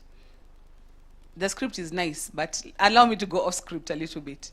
When Samson talked about, we always look for the big performers and the top performers to give a helping hand. Sometimes the guys who are scraping the bottom of the barrel, and that helping hand is what will help you see the diamond in the rough. So I think even as Kenya Power, we are challenged that we don't only go to the Starehes, the best school ever, and to Starehe girls. Maybe we want to think about just going to Kevin's village and finding that kid who maybe is now performing 195 and give them a chance, because I think it's understated how much a little goes a long way when you're holding somebody's hand. And that's why I feel very excited about the launch of this foundation. More importantly, I want to thank my fellow board members, because this idea has been mooted for a while, and I think it got to a place where it was almost a push, a drive. We have to launch this foundation. Like you've heard, the conversation has been there for a while, a few false starts. And I want to thank my fellow board members for finally seeing this day through. It's a proud moment for Kenya Power. Let me try and go back to the script so that Kevin doesn't think I'm being belligerent. Over a century, Kenya Power has not only been a provider of electricity, but a contributor to the well-being of communities that we serve. Across this beautiful nation, our social impact has left a lasting impression, and our efforts have resonated far and wide. Since 1922, Kenya Power has made significant corporate social investments, ranging from disaster response to supporting sports clubs, offering scholarships to students, and environmental interventions such as tree planting. And at this point, I want to say very, very sorry to Nairobians for cutting down your trees, but we make up for it by planting trees in the forest. So don't worry. The ones in Nairobi have to go because of the grid, but we are making up for it. So we are responsible environmentalists as well, even though sometimes it doesn't look like it. Throughout our 100-year journey, we have delighted in positively impacting our communities and bringing through these social investments. And just to mention a few of these projects that we have completed, in the last 10 years alone, we have awarded over 30 full scholarships to bright, needy students. We have contributed to the building and equipping of more than 60 schools to enhance learning environments. We have planted over 600,000 trees and will keep planting more, and renovated various sports fields. We have supported numerous sporting activities, amongst other initiatives. Let me just pause here and say, as a company, Kenya Power is not only responsible in directly trying to impact individuals, we also try and impact communities. If we are honest as a business, if we decided to only take our services where we are getting our money's worth, where there's a return on investment, more than half of this country would not be worth lighting. But the fact that there's places where we take electricity, it costs us more to power them than we get from that community, shows that even as a company, we have a heart for every Kenyan. When we say we are powering Kenya, is not just rhetoric. It is something that we live day to day. Our 9.2 million customers is a great opportunity for our partners. If you're able to work and collaborate with us, advancing and growing your business as you collaborate with us, we help more Kenyans to attain a standard of living that is not only acceptable, but is beneficial to our business and to the communities that you're going to serve. So why should you get mixed up with the Kenya Power Foundation? As we celebrate these remarkable strides, we are aware of the work ahead. Winston Churchill is one who said, success is not final. It is the courage to continue that counts. So for this reason, we are launching the Kenya Power Foundation today. And this foundation will take our social investments forward on a bigger scale to touch more lives within our communities and secure a sustainable future for more generations to come. As we have heard, we have committed seed money of at least 1% of our after-tax profit, or 30 million. So even on the year when we do not declare a profit, at least 30 million will be given to the foundation for them to be able to do what they need to do. But 30 million doesn't go that far in this economy, and you and I know this. And that's why we are inviting you to work together with us, because we have the hands and the legs. There's over 10,500, there was over 10,000, I think, almost 500 employees of Kenya Power who are spread on every corner of this nation. So where you cannot reach, you can be sure we will reach. And your shilling will go a long, long way. What we're launching today is born from commitment to improve lives and to drive change in education, community wellness, access to clean energy, and our relationship with the environment. And drawing from the many lessons that we have learned along the way, we look forward to collaborating with all stakeholders to implement innovative initiatives to better address the challenges that we face as communities. As a company, we will consolidate our corporate social investments and initiatives and scale their impact across the country. The foundation will also follow the thematic areas of energy and environment, education and skills development, social investment, and community wellness. Now, somebody like Onesimus, for me, encapsulates what we hope to do as Kenya Power. One of the areas where we've seen a big gap, for example, is in the number of women in energy, in the energy sector. And we feel by finding more girls who are interested in taking a part in not just STEM subjects, but in engineering in particular, this could be somewhere where we can work with them and maybe see Madam Rosemary here having more people around the table who are women engineers, because every year the National Cohesion Commission flags us for gender. You're not doing well on women, gender, but there are not that many women who are in this field. So the education and skills development section is something that we will take extra serious. And the other pillar is social investment and community wellness. So to conclude, these are the areas that align with the government's agenda to uplift communities and also to empower generations. And I like the aspect of geriatric attention, because I think for many of us, we like extracting value from youth, and we discard those people upon whose shoulders we are standing to move forward. When we're coming through, you notice from 1922 to 1950, there doesn't seem to be much to report. And that tells us as Africans, maybe we need to improve on how we look back and not just planning for the forward. So the pillars of Kenya Power Foundation particularly align with the SDG 3 on good health and well-being, SDG 5 on gender equality, SDG 7 on affordable and clean energy, SDG 8 on decent work and economic growth, SDG 9 on industrial innovation and infrastructure, SDG 12 on responsible consumption and production, SDG 13 on climate action, and SDG 17 on partnerships and goals. I would like to emphasize that strategic interventions and investments are necessary to end poverty, protect the planet, and ensure prosperity for everyone. And so with this in mind, I would like to invite all of you to kindly join us on this journey. We need your support. Our communities need your support. Everyone needs your support. And together we can power a brighter Kenya. I like that, power a brighter Kenya, because we are Kenya Power and we are very bright. We empower more Kenyans to create a more equitable future for our country and for our economy. So thank you to all of you, and God bless you. Thank you very much, Joy Brenda. I wonder after this how bright Kenya will be, or how brighter can we get, but we will yet to find out. We'll find out. Okay. Yeah, thank you very much. I think that was really quite a moving speech. Thank you very much, Chairman.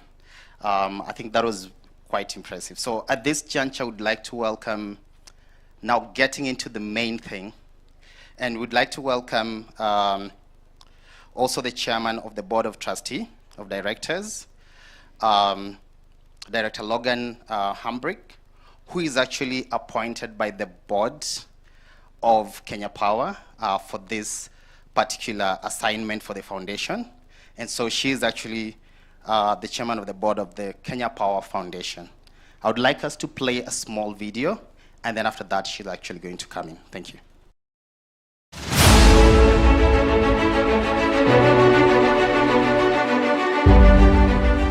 I would like to take the opportunity to thank you all for walking with us in this journey. We are delighted to launch the Kenya Power Foundation, whose aim is to transform the lives of our communities through strategic intervention. Our desire is to see a future where communities are empowered for better lives, a future which works for all of us. Through our efforts, we aim to improve access to clean energy, enhance e-mobility, promote e-cooking in schools, foster and nurture sporting talent. We invite donors and partners to collaborate with us in this mission. Together, we can scale up our initiatives, expand our reach, and ensure that every community in Kenya thrives. To achieve these ambitions, we need your support. Join hands with us, help us empower these communities. Together we can make a difference in the lives of the people around us.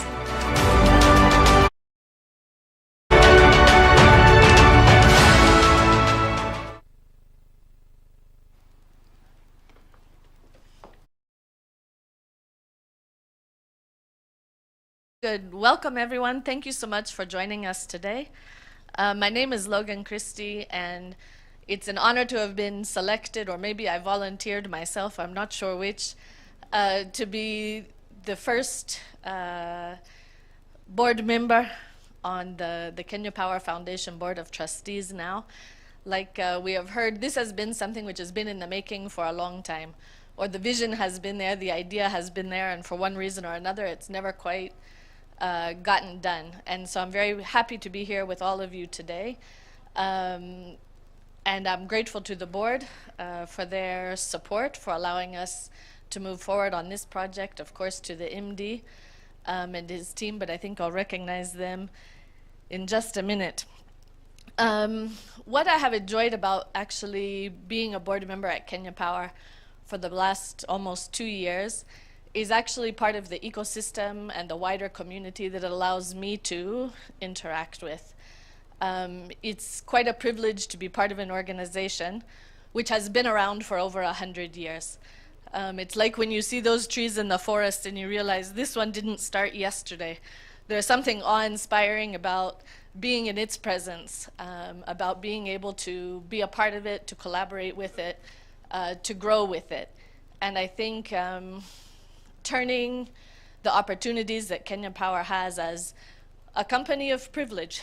You know, it's not every day that a company can last for as long as Kenya Power has lasted. It's not easy to build a workforce of over 10,000 people. It's not easy to have a corporate vision and to occasionally, as I believe we will this year, to even turn a profit so that we can be able to in turn invest in the lives of the people that we have committed to serve.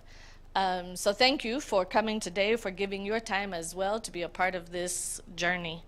As we've heard from a lot of the testimonials and the people who have shared their stories with us, Kenya Power over the years has not just brought electricity to houses, but it has allowed people in their personal lives to thrive. And that's really what we intend to build on as we launch the foundation today. You've heard Kenya Power has done this through various initiatives in education, environmental conservation. My own kids have come to plant a few trees here and there. Through community wellness, through sports. Even as a newcomer to Kenya, I'm told, no, Stima used to have like a proper football team. We were very good. So, you know, some of these things, they follow you and you're known for them. Now the Kenya Power Foundation is going to continue to embody this spirit of impact. We intend to amplify it by partnering with like-minded individuals. Many of you were selected to join us today because you have been a partner of Kenya Power in one way or another, either as corporates, as suppliers, as business people that we have worked with, and we appreciate your efforts along the way to make us the company that we are. And through further collaboration, we are sure we'll further empower our communities and strengthen Kenya Power's legacy in the country. At the core of our work is a dedication to make people dignified, to give them what they need to go to school in a dignified manner, to not have to go through that box and look for a coat, any kind of coat, but get a coat that fits, get a coat that they can feel confident in when they arrive at school, get a coat that allows them to dream for a better future for themselves and for their family. As we launch this foundation, we would like to commit that our initiatives will be sustainable, scalable, and designed to uplift the communities that we serve, further empowering them to become self-reliant.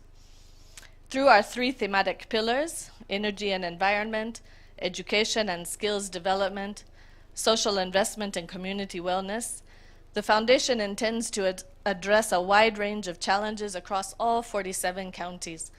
Of course, Kenya Power is again one of the few companies in Kenya that has a footprint in all parts of the country. And so likewise, we would want our philanthropic mission to reach to all of those corners as well.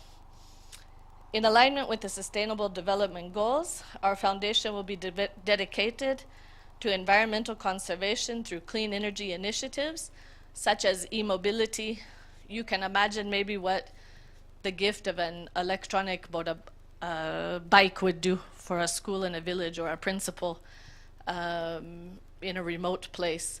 You know, if we are providing fiber optic cables and electricity, why not also provide a means of transport, maybe an e-bus I'm looking if there are the e-mobility people in the room. We would welcome such donations. These are the kinds of things that I think we can leverage our community, the Kenya Power community, to really look and see how can we connect what we are already doing through our commercial objectives and link it to where can we really assist and help bring the people that we're connecting to the next level. We're protecting ecosystems by advocating for environmentally friendly energy systems, contributing to increasing Kenya's forest cover, and working with partners on the climate agenda. From our education pillar, we intend to improve learning facilities, scale up endowment funds such as the ones for Starehe, and extend mentorship programs for students in underserved areas. Most importantly, again, we shall be investing in STEM education and technical skills development because that is the core of our workforce.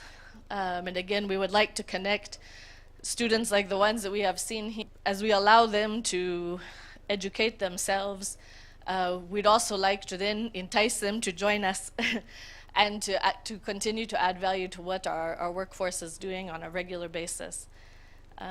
Beyond education, we understand that community wellness is the foundation of a thriving society. So from sponsoring medical camps to nurturing sporting talent, our goal is to ensure that every Kenyan can lead a healthy and fulfilling life. So ladies and gentlemen, as we finish, we would like to say that even as we launch the Kenya Power Foundation, we recognize that no single organization or individual can do what we envision alone. It will require these strategic partnerships, and they will become critical to our success moving forward. By collaborating with like-minded organizations, donors, philanthropists, well-intentioned people, maybe even staff members, we can increase our reach, mobilize resources, and multiply our impact. We also believe in community ownership of our initiatives.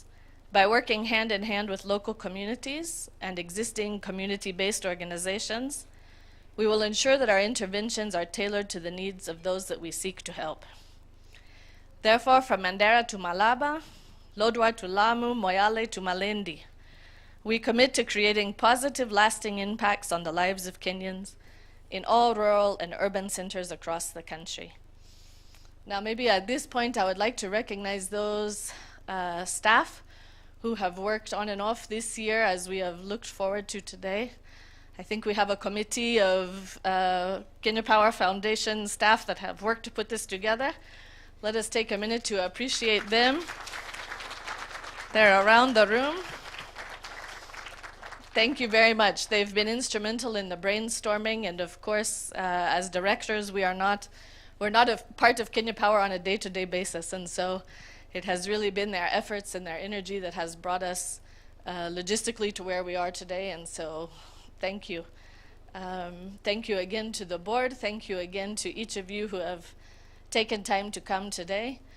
Feel free to meet us literally nyuma ya tent. If there's a contribution you want to make, we'll be moving back here later. I encourage you to speak to myself, to Kevin, to our board chair, our MD, and let's start to think about how we can work together to make this foundation a success. Asanteni.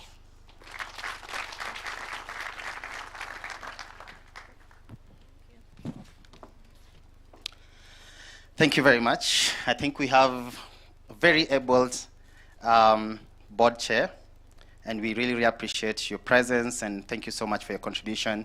At this moment, I just want to hand over back to Kevin to take us to the next steps. Thank you. Thank you, Calvin. We're going to the climax of this launch. In the next 15 minutes, 20 minutes, we should be done. But before we do the keynote speech, I just want to recognize the team, our sister company from Ketraco. That is, Ketraco is a younger sibling of Kenya Power. They are here represented by, is it Kevin Jeroge or something? Godfrey, yes, Godfrey. Let's appreciate Ketraco team. And with us is a long-standing friend of KPLC. We've done a number of initiatives with them, done the energy transition initiatives, which is more on electric mobility. we have GIZ, and the second other partner who has been worked with us in this journey for the last 3 years is actually the Swedish Embassy. And with them, we have the ambassador of Sweden to Kenya, Caroline V. Shini. Hey, I didn't want to get it.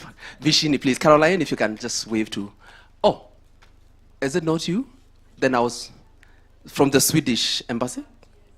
Oh, okay, from GIZ, so sorry, from GIZ, yes. So the GIZ team here, and then my team tells me that there is a team from where? From the Swedish Embassy. So we need to identify them as we go along. Thank you very much. GIZ and Sweden. All right, so with that, we want to hear the keynote speaker being the global, the Executive Director of Global Compact Network Kenya, Judy Njino. She's also a partner of KPLC. We work with them especially on the sustainability aspects and also compliance. Every year, she writes to us, have you complied with the UN SDGs? And we are required to report from time to time. Yes, so please, can we welcome Judy Njino, please? Judy Njino. A better hand clap for Judy. Thank you very much.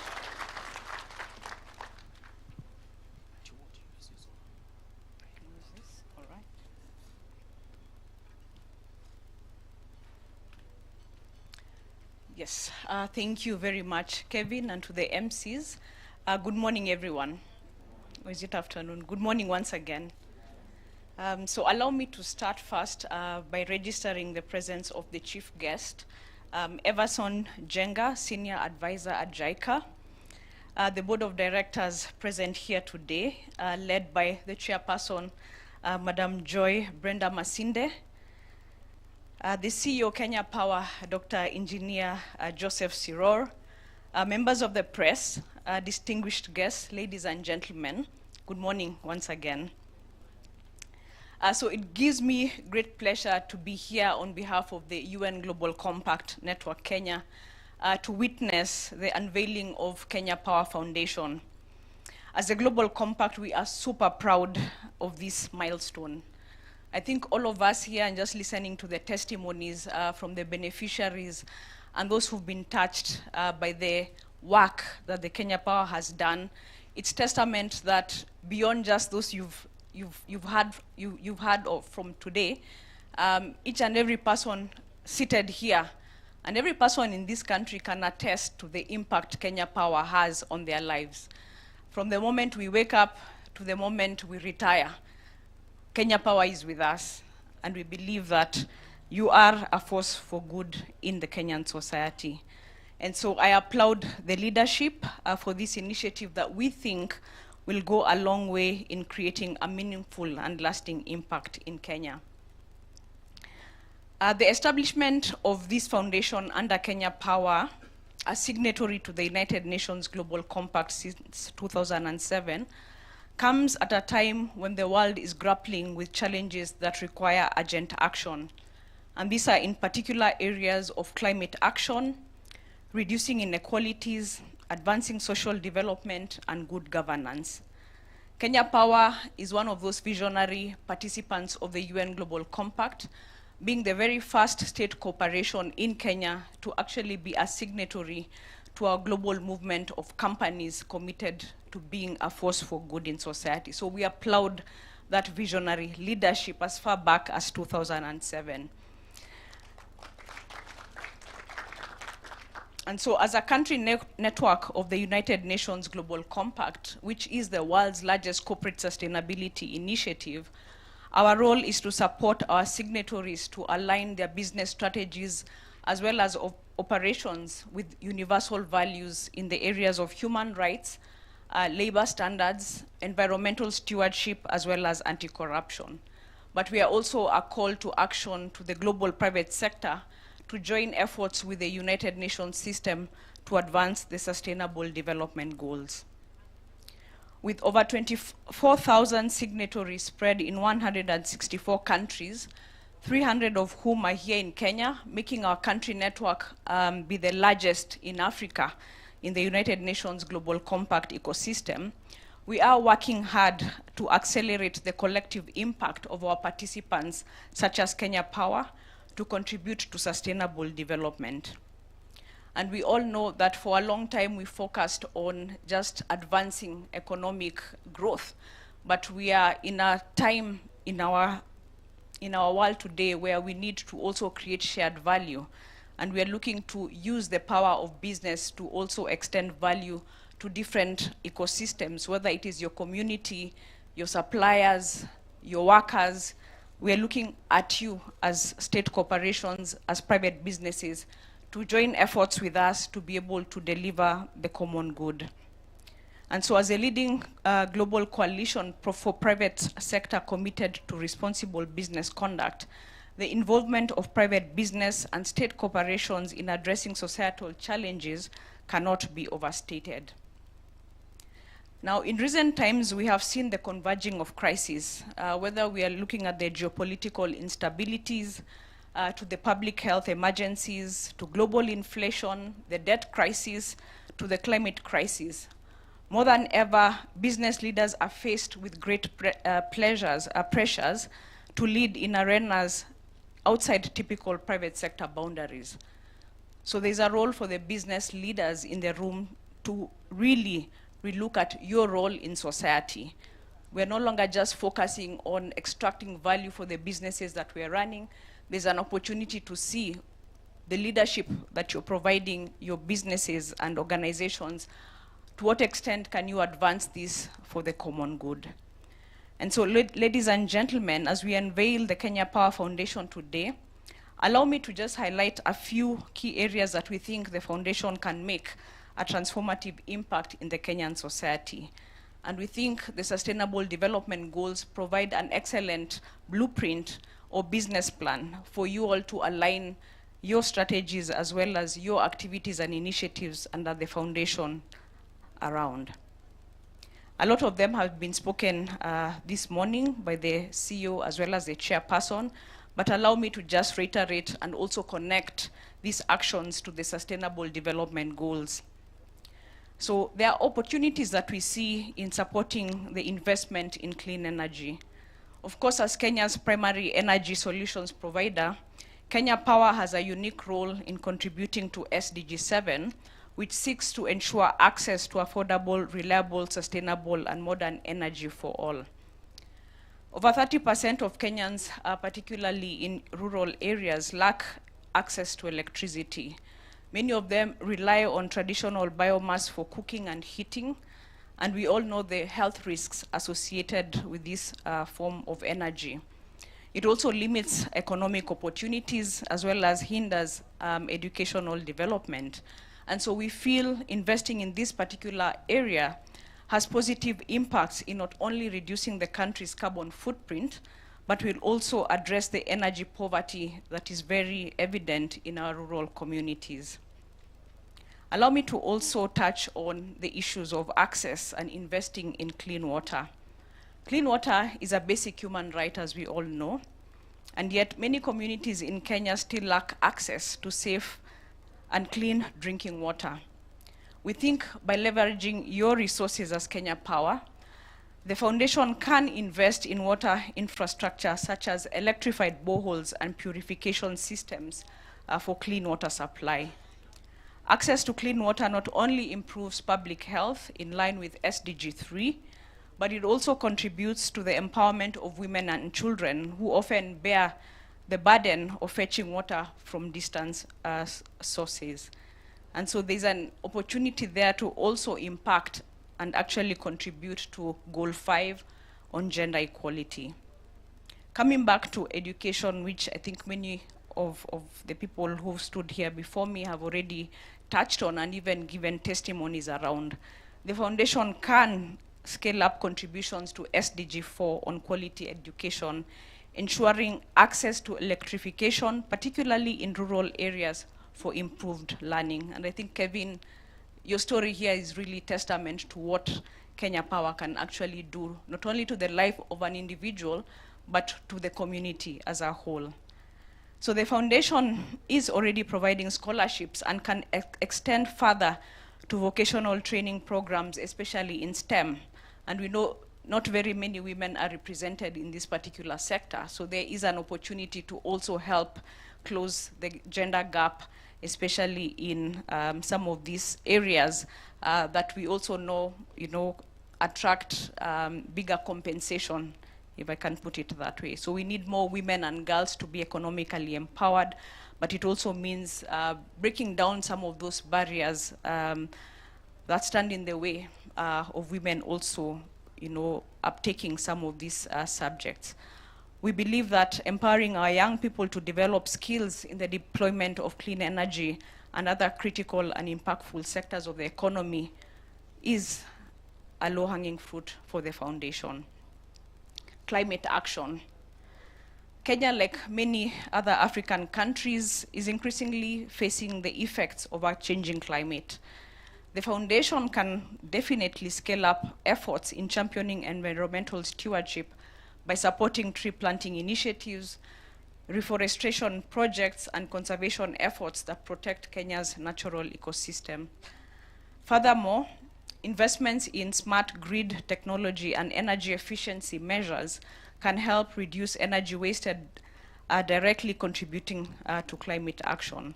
And Kenya, we know, is a leader in this particular area. I think coming from a global organization, and when we sit in a lot of those global platforms, we strongly feel that we are not doing enough to tell that energy story of how the vision of the country in really powering the green energy revolution is actually contributing to addressing the climate impacts and the climate emergency that we are currently facing. And so there's an opportunity also for Kenya Power as a signatory to the UN Global Compact to leverage the opportunities within the UN Global Compact to also begin to tell the story of why we need leadership, and actually even just showing the global community what that leadership looks like. So we think climate action is one of those areas you can definitely do more in amplifying not only the voice, but the actions that are currently going on in the country. Now, elimination of hunger. Energy access is closely linked to food security, and with increased access to electricity in rural areas, farmers can benefit from technologies that enhance food production, such as powering irrigation systems as well as cold storage facilities, which we think will be critical in reducing post-harvest losses that we are currently faced with. The foundation can, of course, also leverage on Goal 17, on partnerships. We've already discussed it here that while the efforts of one company or one state corporations are good, they're not always enough. We're in the decade of action for the Sustainable Development Goals, and what this calls for is accelerated action. It calls for partnership at scale and in new ways, and partnering beyond the traditional ways that we are used to. So the Global Compact is also a platform that's available to you of other signatory companies, state corporations that are already aligned to what you're currently doing under the foundation.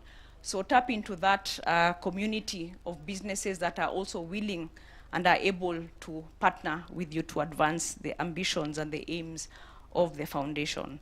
So we look forward to opening those platforms, and as well as our global ecosystem of businesses and investors who might be interested to work with you to champion the work that you're doing here.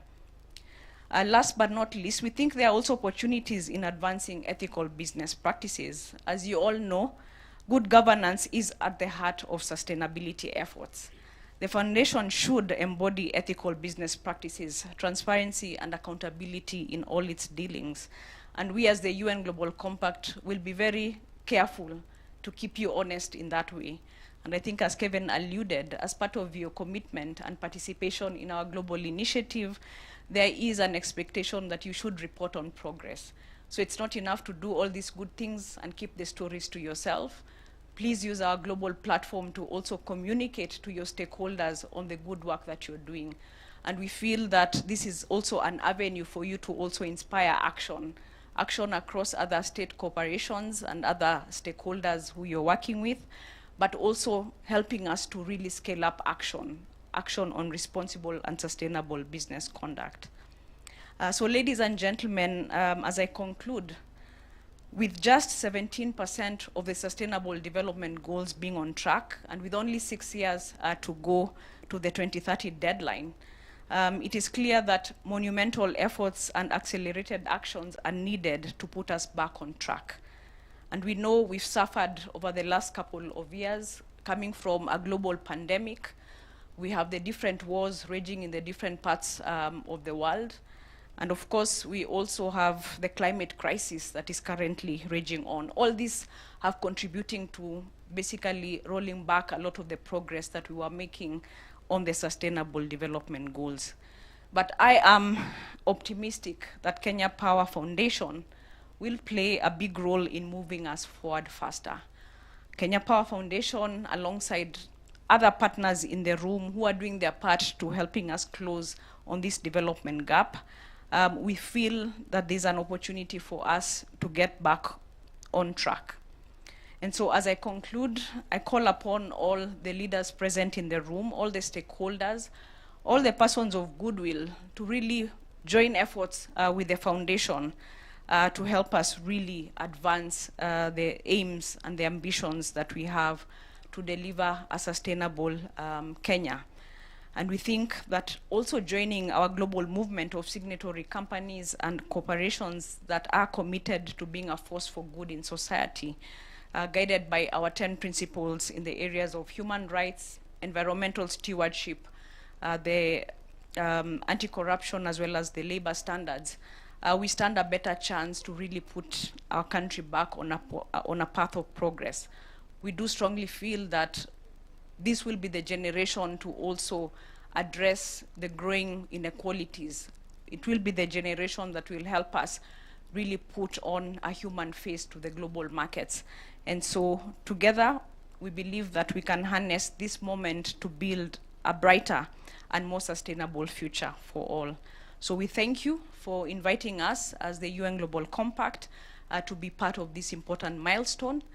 Invite us to also journey with you in the progress that you will make, but also leverage on our platform to be able to tell the story of the impact that the foundation and Kenya Power is having, not only in the Kenyan society, but also in the region, because you are a leader, and a leader especially in the climate space, which is a story, and I challenge even Kenjan, who's also a signatory to the UN Global Compact, to please leverage our global platforms, and I will say that again, to really tell the Kenyan story. So I thank you all for your attention.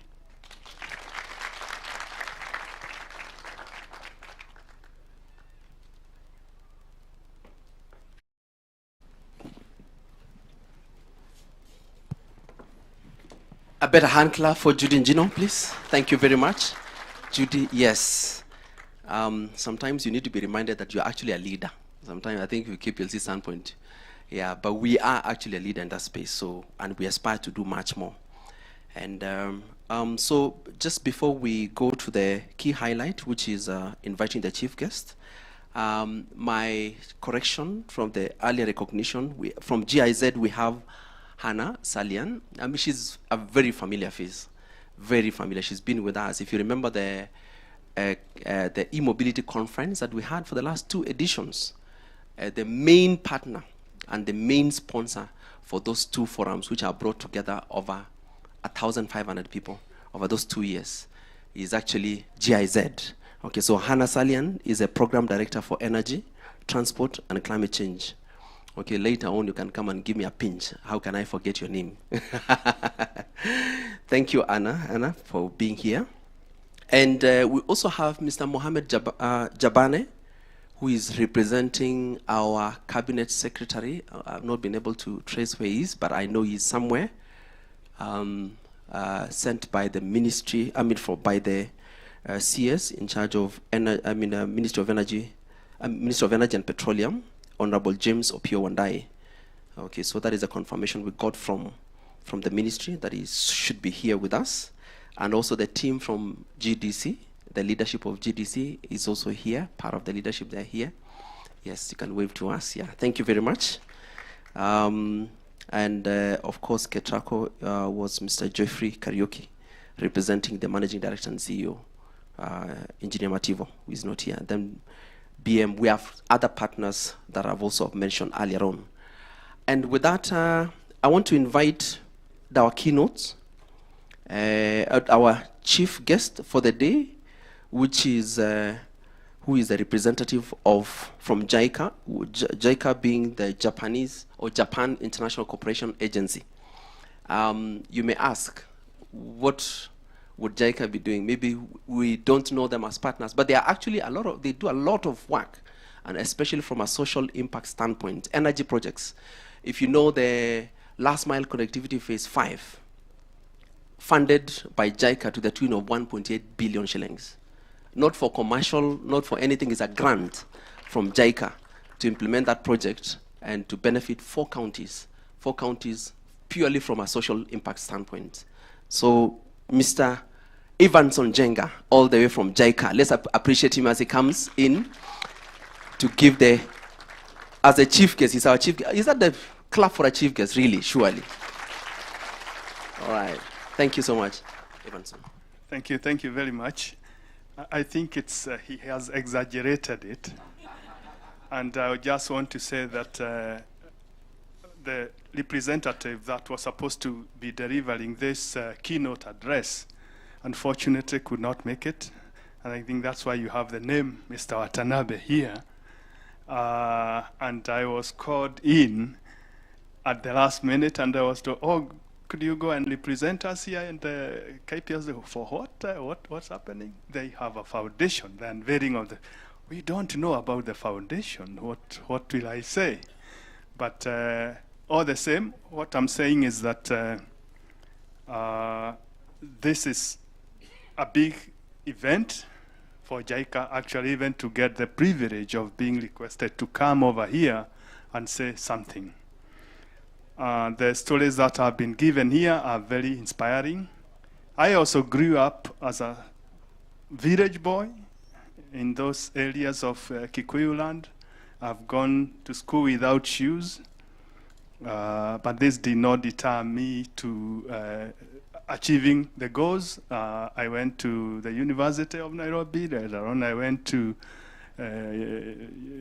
West Germany. For that time, it was West Germany, where I did my master's degree in an institute called Special Zoology and Parasitology.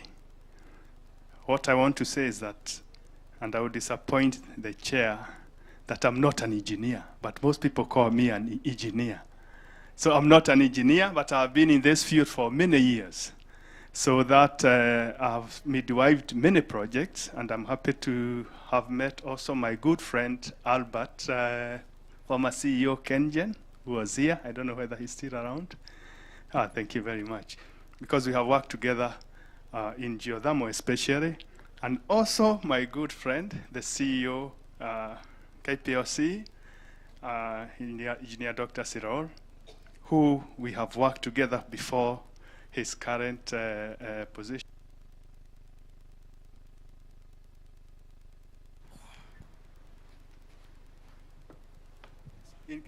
In Ketraka, so that I came and met friends, so that I feel very comfortable here.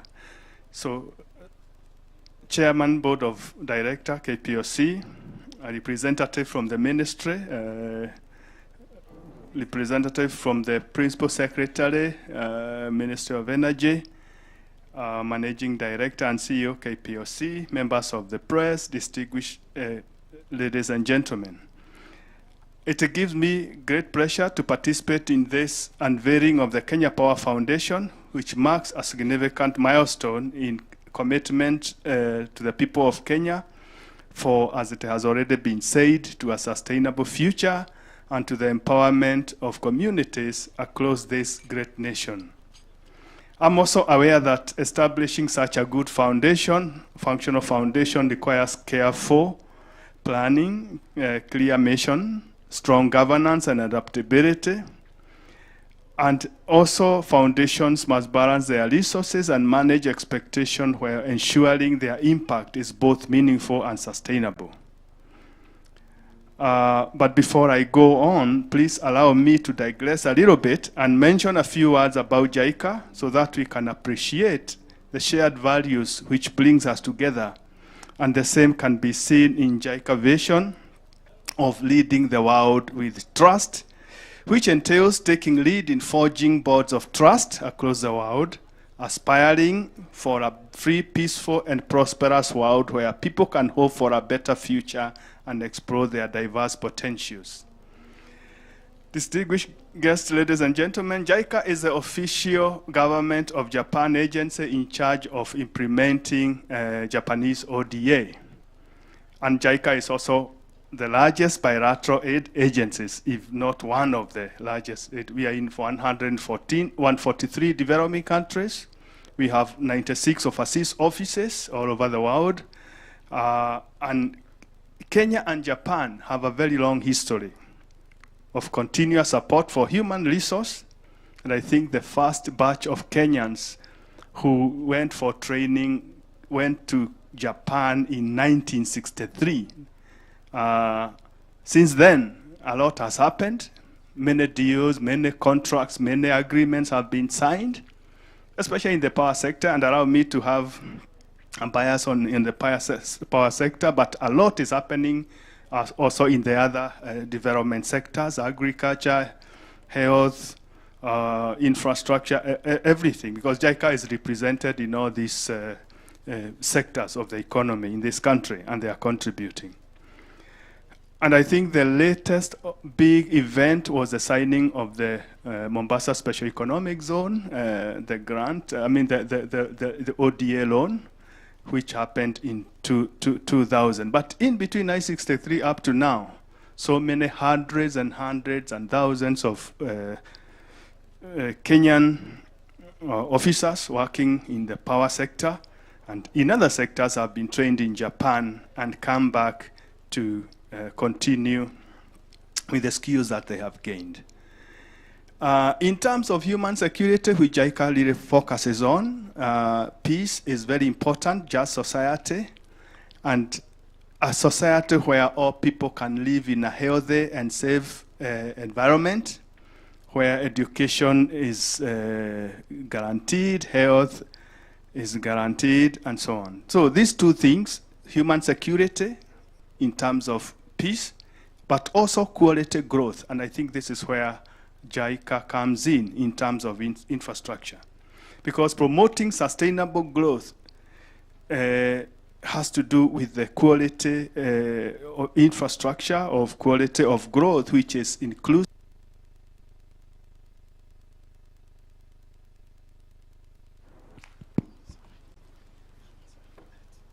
Sorry, I'll not take very long, so. So I want to mention that JICA is addressing these issues, which are very, very key at the heart of these foundations, because where there is peace, there is security, people can progress. Where you have inclusive growth, it is sustainable, and there will be resilience. And I think if you look at the history of Kenya Power, you can see how far they have come, and they are still strong even today. So JICA also is very much focusing on the SDGs, for example, in terms of the care for the environment, water conservation, environmental conservation, issues of climate change. And if you look at the biggest input in terms of energy, we are very much in geothermal, about 450 megawatts or so developed in Okaria has been done through the JICA ODA loans from Japan. And we are proud that we are contributing to the climate change mitigations. Now, we have a project with KPOC, which was mentioned here before. It's a grant aid. JICA has 3 ODA schemes, official development assistance schemes, yen loans, grant aid, and technical cooperation. The first project with KPOC is we could say it's a small project, but it is contributing to the vulnerable communities, as it was mentioned here, in far-flung counties of Kilifi, Kwale, Nyandarua, and Nakuru. And it's about a 1 billion grant. It's gratis to the government of Kenya, so that those people who have not been connected can get connected to electricity. This might look small, but it means a lot to a person who is going to a health center at night, needs services of the doctor, can go to, whether it's a lady who is expecting, can go and deliver even in the middle of the night.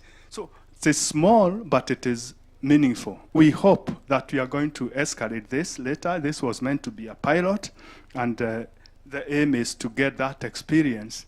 And I remember when we started this project with the engineer Mary Kirui, who I understand is still with KPOC, we were shy because we were saying AFDBB have already contributed 150 million USD, World Bank 150, JICA with its little input. But I think every journey starts with a single step. So renewable energy is at the heart of JICA, and it's the same thing that I understand also with the KPOC as well as the KPF, the KPOC Foundation. And so we have a lot in sync, and I think we should just try to work together and map out those areas which can even accommodate, even as we do projects together, but also accommodate what the foundation can benefit in whatever we are doing for community development. In this regard, I would like to mention that there are also other places that you could tap into. For example, JICA has got what we call the Japanese overseas volunteers. These are experienced people who would like to offer their services free. And such people can also be attached to such foundations, and they are going to contribute and also bring a new way of thinking in terms of standards. And for example, we have Kaizen. Kaizen is the orderly way of doing things. And sometimes our institutions suffer from some of those management, orderliness, and structuring, and so on. So these are free of charge, which KPOC or the foundation could just apply to JICA through a small form, and then you could get an experienced person, and this could also help somewhere. So I'm saying contribution may not need to come as monetary, because we are also learning about this now, but as we move on, tap on low-hanging fruits. JICA has also got, I think some of you might be members of what you call the JICA Ex-Participants Alumni Association, JEPAC. Some of you who have been trained in Japan might be members. They are conducting all these CSIs all over. They are doctors, they are engineers, they are water engineers, whatever is happening in the field, nutritionists, you call it. So aligning your activities for the foundation together with when they have these meetings or introducing the agenda to them, will also be helpful, so that if you combine the two, plus yourself and the JPAC activities, it will still be serving the same purpose. So I'm putting those small issues which can also help in terms of pushing you as you move ahead. I think these are, of course, also under the Ministry of Foreign Affairs. If you go to the website of Embassy of Japan, you see grassroots support. And these are also areas which you could tap to, which address the grassroots support of our communities. Maybe you could also try such opportunities. But I'll be your ambassador as well in JICA, and whenever there is an opportunity, we now know you have a foundation, and try to align our future activities together so that it also pushes this noble idea which you have and which you have come up with, be it in projects, whether technical cooperation or grant or whatever. Just last recently, I think in June, we had completion of the project that was was between KPOC and KETRACO. And it was very successful in terms of supporting the grid, whether it's planning, system control, and all issues, O&M, everything to do with the power sector, transmission, and also distribution. And joining these two institutions together was also very noble for us, and it worked very well. So what we are saying, this is technical cooperation. It's also free, and it's not alone, but JICA has been contributing to this country and to this institution through the 3 ODA schemes, as I mentioned earlier, whether it's granted or technical cooperation. And close to about 600 people currently in the energy sector have been trained in Japan. That's a huge number, cumulatively. Not necessarily for KPLC, but KenGen, GDC, and we still have ongoing projects right now in the power sector. So there are opportunities that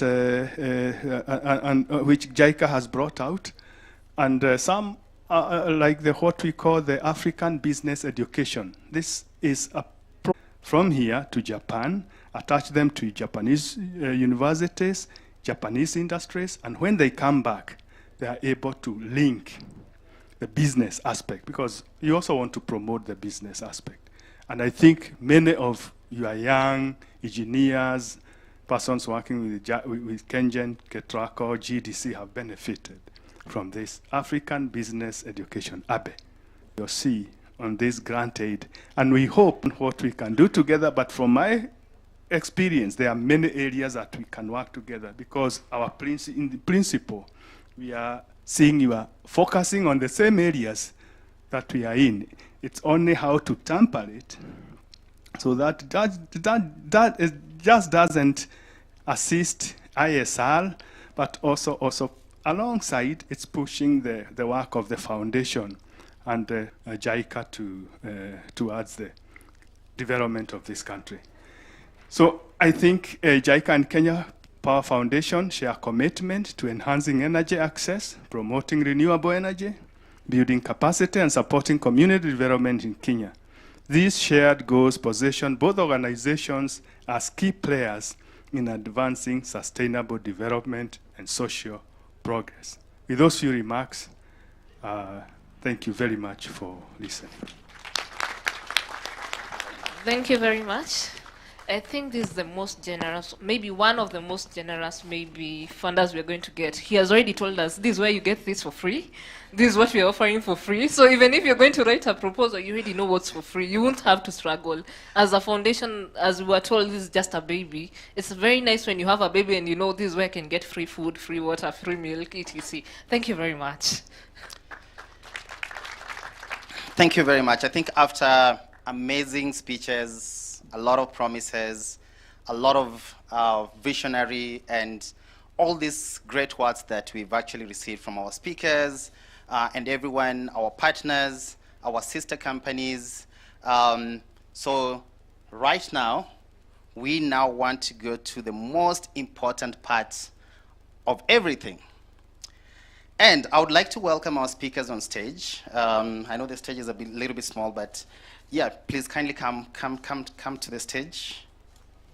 Oh, and please, let's stand up a little bit. I know we are tired. Let's just stand as well. Let's. So yeah, just as you come, just come on stage. Yeah. So just stay there. So we're going to play the launch video as you watch the stage. I want you guys to watch the stage. So just stay on the stage, but you can watch from the video play. Yeah.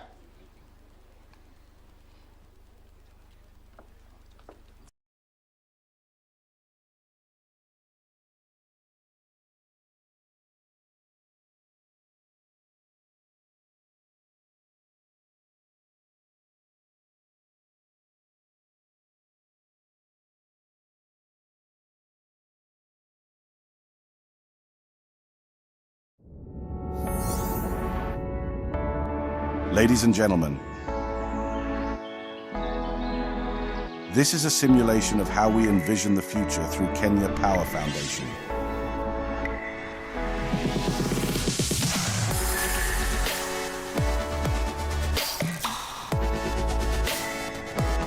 Imagine a future where communities are empowered for better lives through sports, community wellness, and just energy for all. Imagine a future where there is a more robust environment, healthier people, people who care about their environment.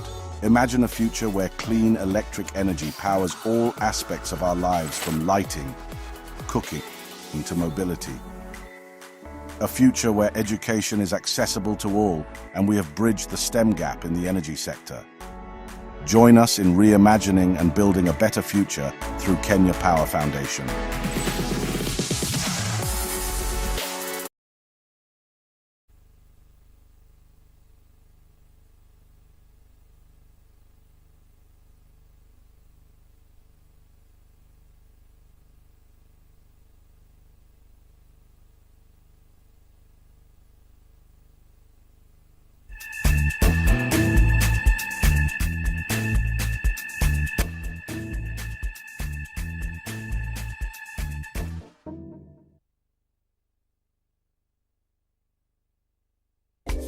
Need a cab?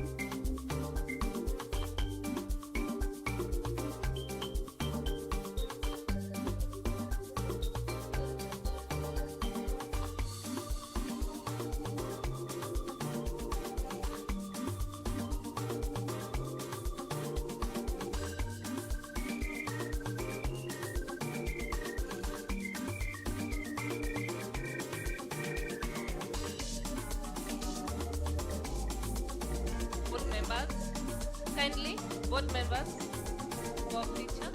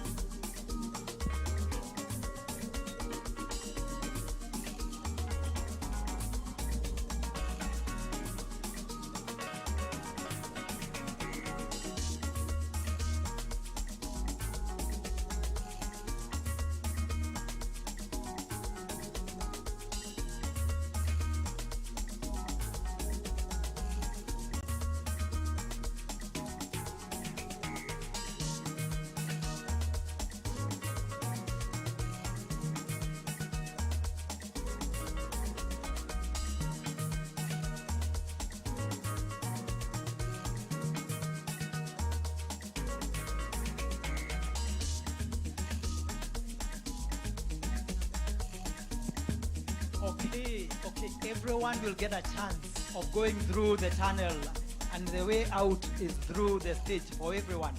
But at the moment, for purposes of order, we allow people to go in small groups. Mzee Kenodia, you can join the people and go and have an experience of what the foundation really is about. So we are grateful that you've been patient and that the moment has come for you to experience the Kenya Power Foundation. So in there are tents where people are going to interact in details with what the foundation is all about. So we are happy that you are here, and we are really grateful to be part of the inspiration. So thank you very much, and asanteni sana, shukran. We just flow slowly so that we have the time to interact with the people manning the tents. Then we can have a QR code up. For those who are seated, maybe they can get to look at what the agenda is of the foundation. There'll be a QR code up on the screen.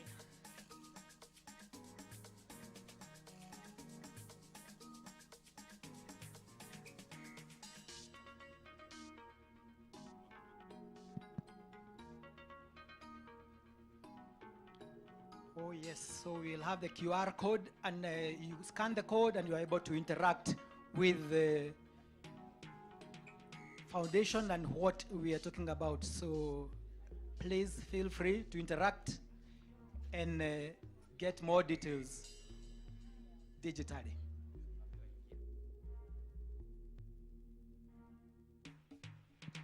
So Karibu, you can start getting closer. Please feel free to start getting closer, to go through the tunnel and interact with the people manning it.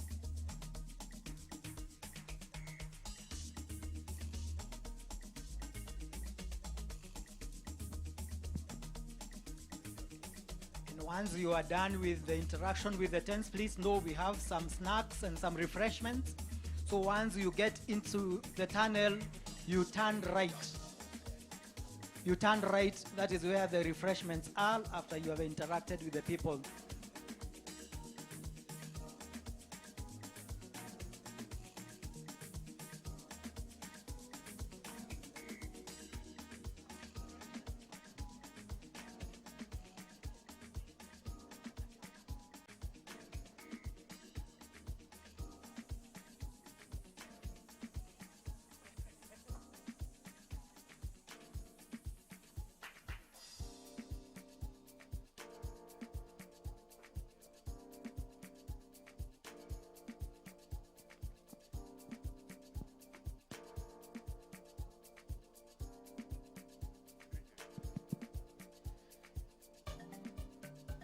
So in addition to the snacks and refreshments on the right, we still have another serving area where we took the early morning refreshments. So please